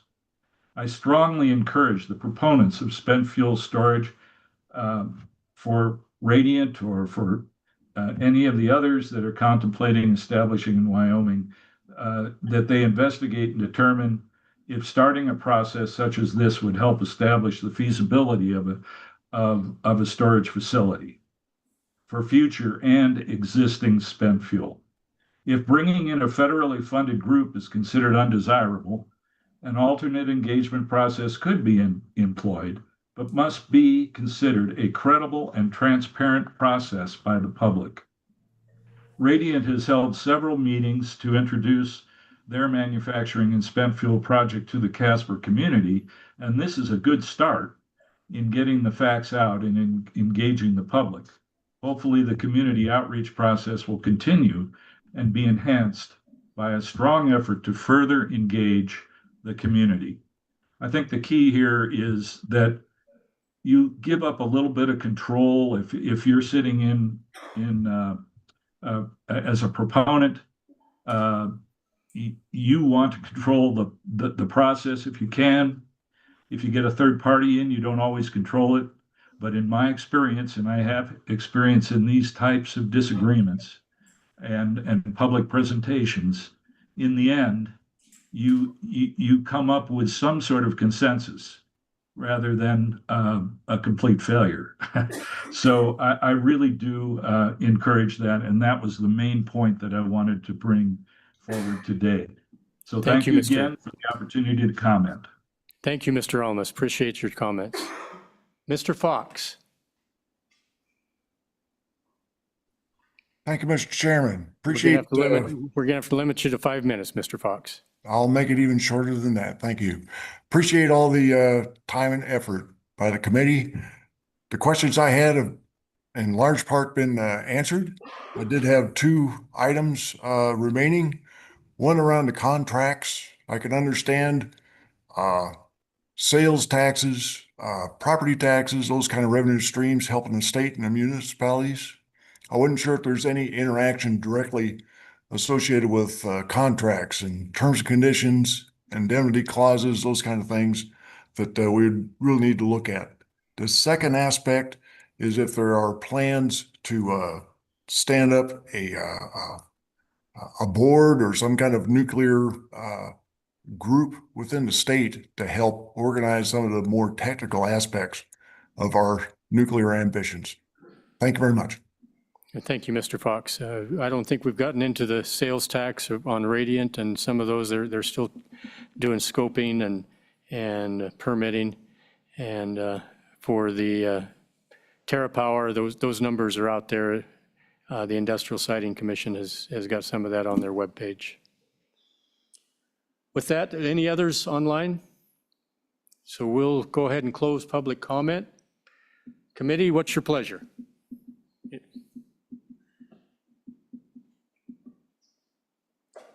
Representative Riggins. Thank you, Mr. Chairman. I want to thank the people that did get online and our one person attended in person from the public section. I'm a little surprised it wasn't a little bit more robust, considering all the advertising and all the discussion here in Natrona County. I'm a little disappointed, and I don't know if that's a reflection of people's opposition or support or not. Generally speaking, I find that you get the most activity from people opposing it every time we have any type of a decision to make. And so I don't know how to take the attendance by the public here. I'd like to have seen it better. Maybe they're all out at bar none right now, getting ready. So thank you, Mr. Chairman. All right. Anyone else? Representative Larson, JT. Thank you, Mr. Chairman. And I understand we pushed the Business Council to our next meeting. I did see in our meeting packet that they had some suggested statutory changes. Didn't know if it would be appropriate for us to at least have Brian put those into some sort of format. So when we come to our next meeting, they're in a official edit, and we can then approve or deny those changes. They're very simple changes. I think it's just changing business-ready communities to a different title, and maybe saying there's a 25% condition in there as well. But just wanted to bring that up to the committee because I don't know if we're going to have a third meeting or not. So is that a motion, Representative? Yes, I will make a motion that we draft a bill as proposed with the proposed changes from the Business Council. They're not really substantive changes, I don't think, to the program. It's just more aligning the title with what the Business Ready Communities Grant Program actually does. And I just think it would be good for us to have that on paper in an official format by LSO, so we can approve or deny action on that for a bill in the next meeting. Okay. Is there a second? Second. Okay, so we're going to vote by chambers. So Senate chamber, all those in favor? So Mr. Chairman, the rule I read yesterday only contemplates by both houses only for that final vote to sponsor. Okay, for sponsoring of the legislation. Yes. Okay, so all those in favor signify by saying aye. Aye. All those opposed? Okay. Mr. Fuller? Any other motions? Mr. Chairman? I'm sorry, go ahead. Mr. Chairman, one of our topic items was looking at repeal of, in essence, HB 200. And I'd like to advance that to the next meeting as well for a official vote on that. So moved by Representative Knapp to revisit HB 200 and seconded by Representative Campbell. Any discussion? All those in favor signify by saying aye. Aye. All those opposed? No. That motion passes. Senator Cooper. Thank you, Mr. Chairman. In light of the fact that we likely won't have a third meeting, or it's in question, I see a lot more discussion on nuclear at the next meeting, and I think we need to be prepared. Senator Larson Representative Larson had suggested some abbreviated language from LSO regarding something similar to what 186 was, Senate File 186. I don't think that full-blown bill is what's required. I'd like to propose that LSO draft an abbreviated version of that, working with Senator Larson Representative Larson and Director Parfit to present at the next meeting so we could at least consider if this is something we want to go forward with or not. I'm not sure everyone's ready to do that, but I think there's more discussion to be had on this subject, and we need to be ready if we think we get there. Second. So the motion, as I understand it, is to redraft something similar to 186, which is targeted towards radiant and on-site storage of nuclear material, used nuclear material for generators or fabricators, I think it was. For manufacturers, yes. Manufacturers, and seconded by Representative Larson. All those in favor discussion? Discussion, yes, please. Mr. Chairman, I would agree that there is more discussion to be had, and I really appreciated the testimony today from the NRC. I thought it was very honest and open and forthcoming, and learned a lot about things. Sometimes we always invite those that are have a stake in the game, I would say, whether it's Radiant or some of the other proponents of this. I have spoken with the Attorney General's Office of Texas about the Supreme Court case. I would love to have testimony from them. I've spoken with the Health and Safety Department at Hanford. Would love to have testimony from them.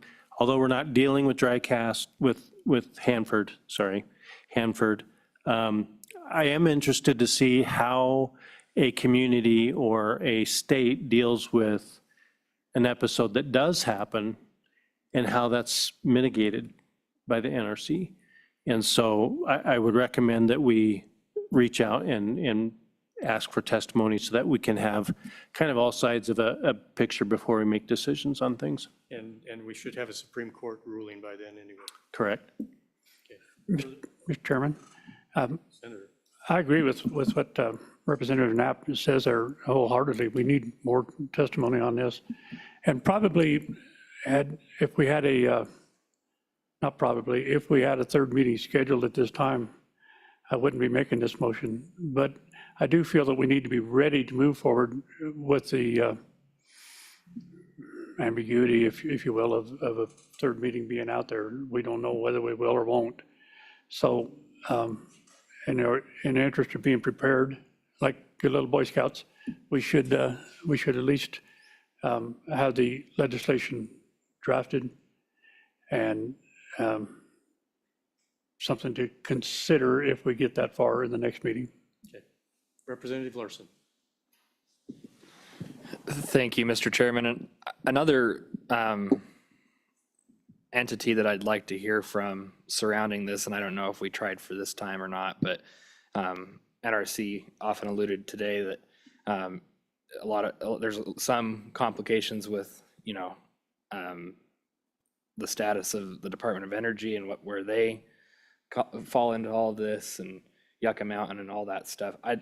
If we could, it'd be nice to have a representative from DOE come at least give us an update on where they're at, if there's any signals from the administration to move forward on anything, because I do think that's important for us to know. So Let's if there's no further questions, let's vote on this last proposal to draft 186, similar to 186 for the next meeting. All those in favor signify by saying aye. Aye. Any opposed? Aye. Okay, that motion passes. Any others? Senator Rothfuss. Thanks. I think we should also probably have a motion to draft the legislation related to the nuclear security and how that will play out. And I think there probably needs to be some work on it, so a lot of drafting flexibility, but I would move to work with LSO and stakeholders to draft an appropriate nuclear security bill similar to the draft that was provided. Second. Seconded by Representative Knapp. Any discussion? Draft a security proposal similar to what was in our rules packet, a draft that we can work off of next meeting. Seeing no discussion, all those in favor signify by saying aye. Aye. Any opposed? That passes as well. Any other directives for our LSO? So we've heard some suggestions of what we want to deal with in July, the end of July. Any other ideas that you want to talk about?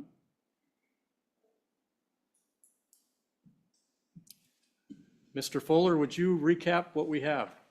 Oh, we have some, I didn't see your finger up there, I'm sorry. Well, it came in late. Okay, Representative Schmidt. It came in late, thank you. I keep thinking about what Representative Riggins said about the low public involvement today, and I mean, I feel the same way, but I think there's a reason for that. It is a Thursday. They're working. They're making a living, they're paying bills. Everybody in this room that testified today is getting paid.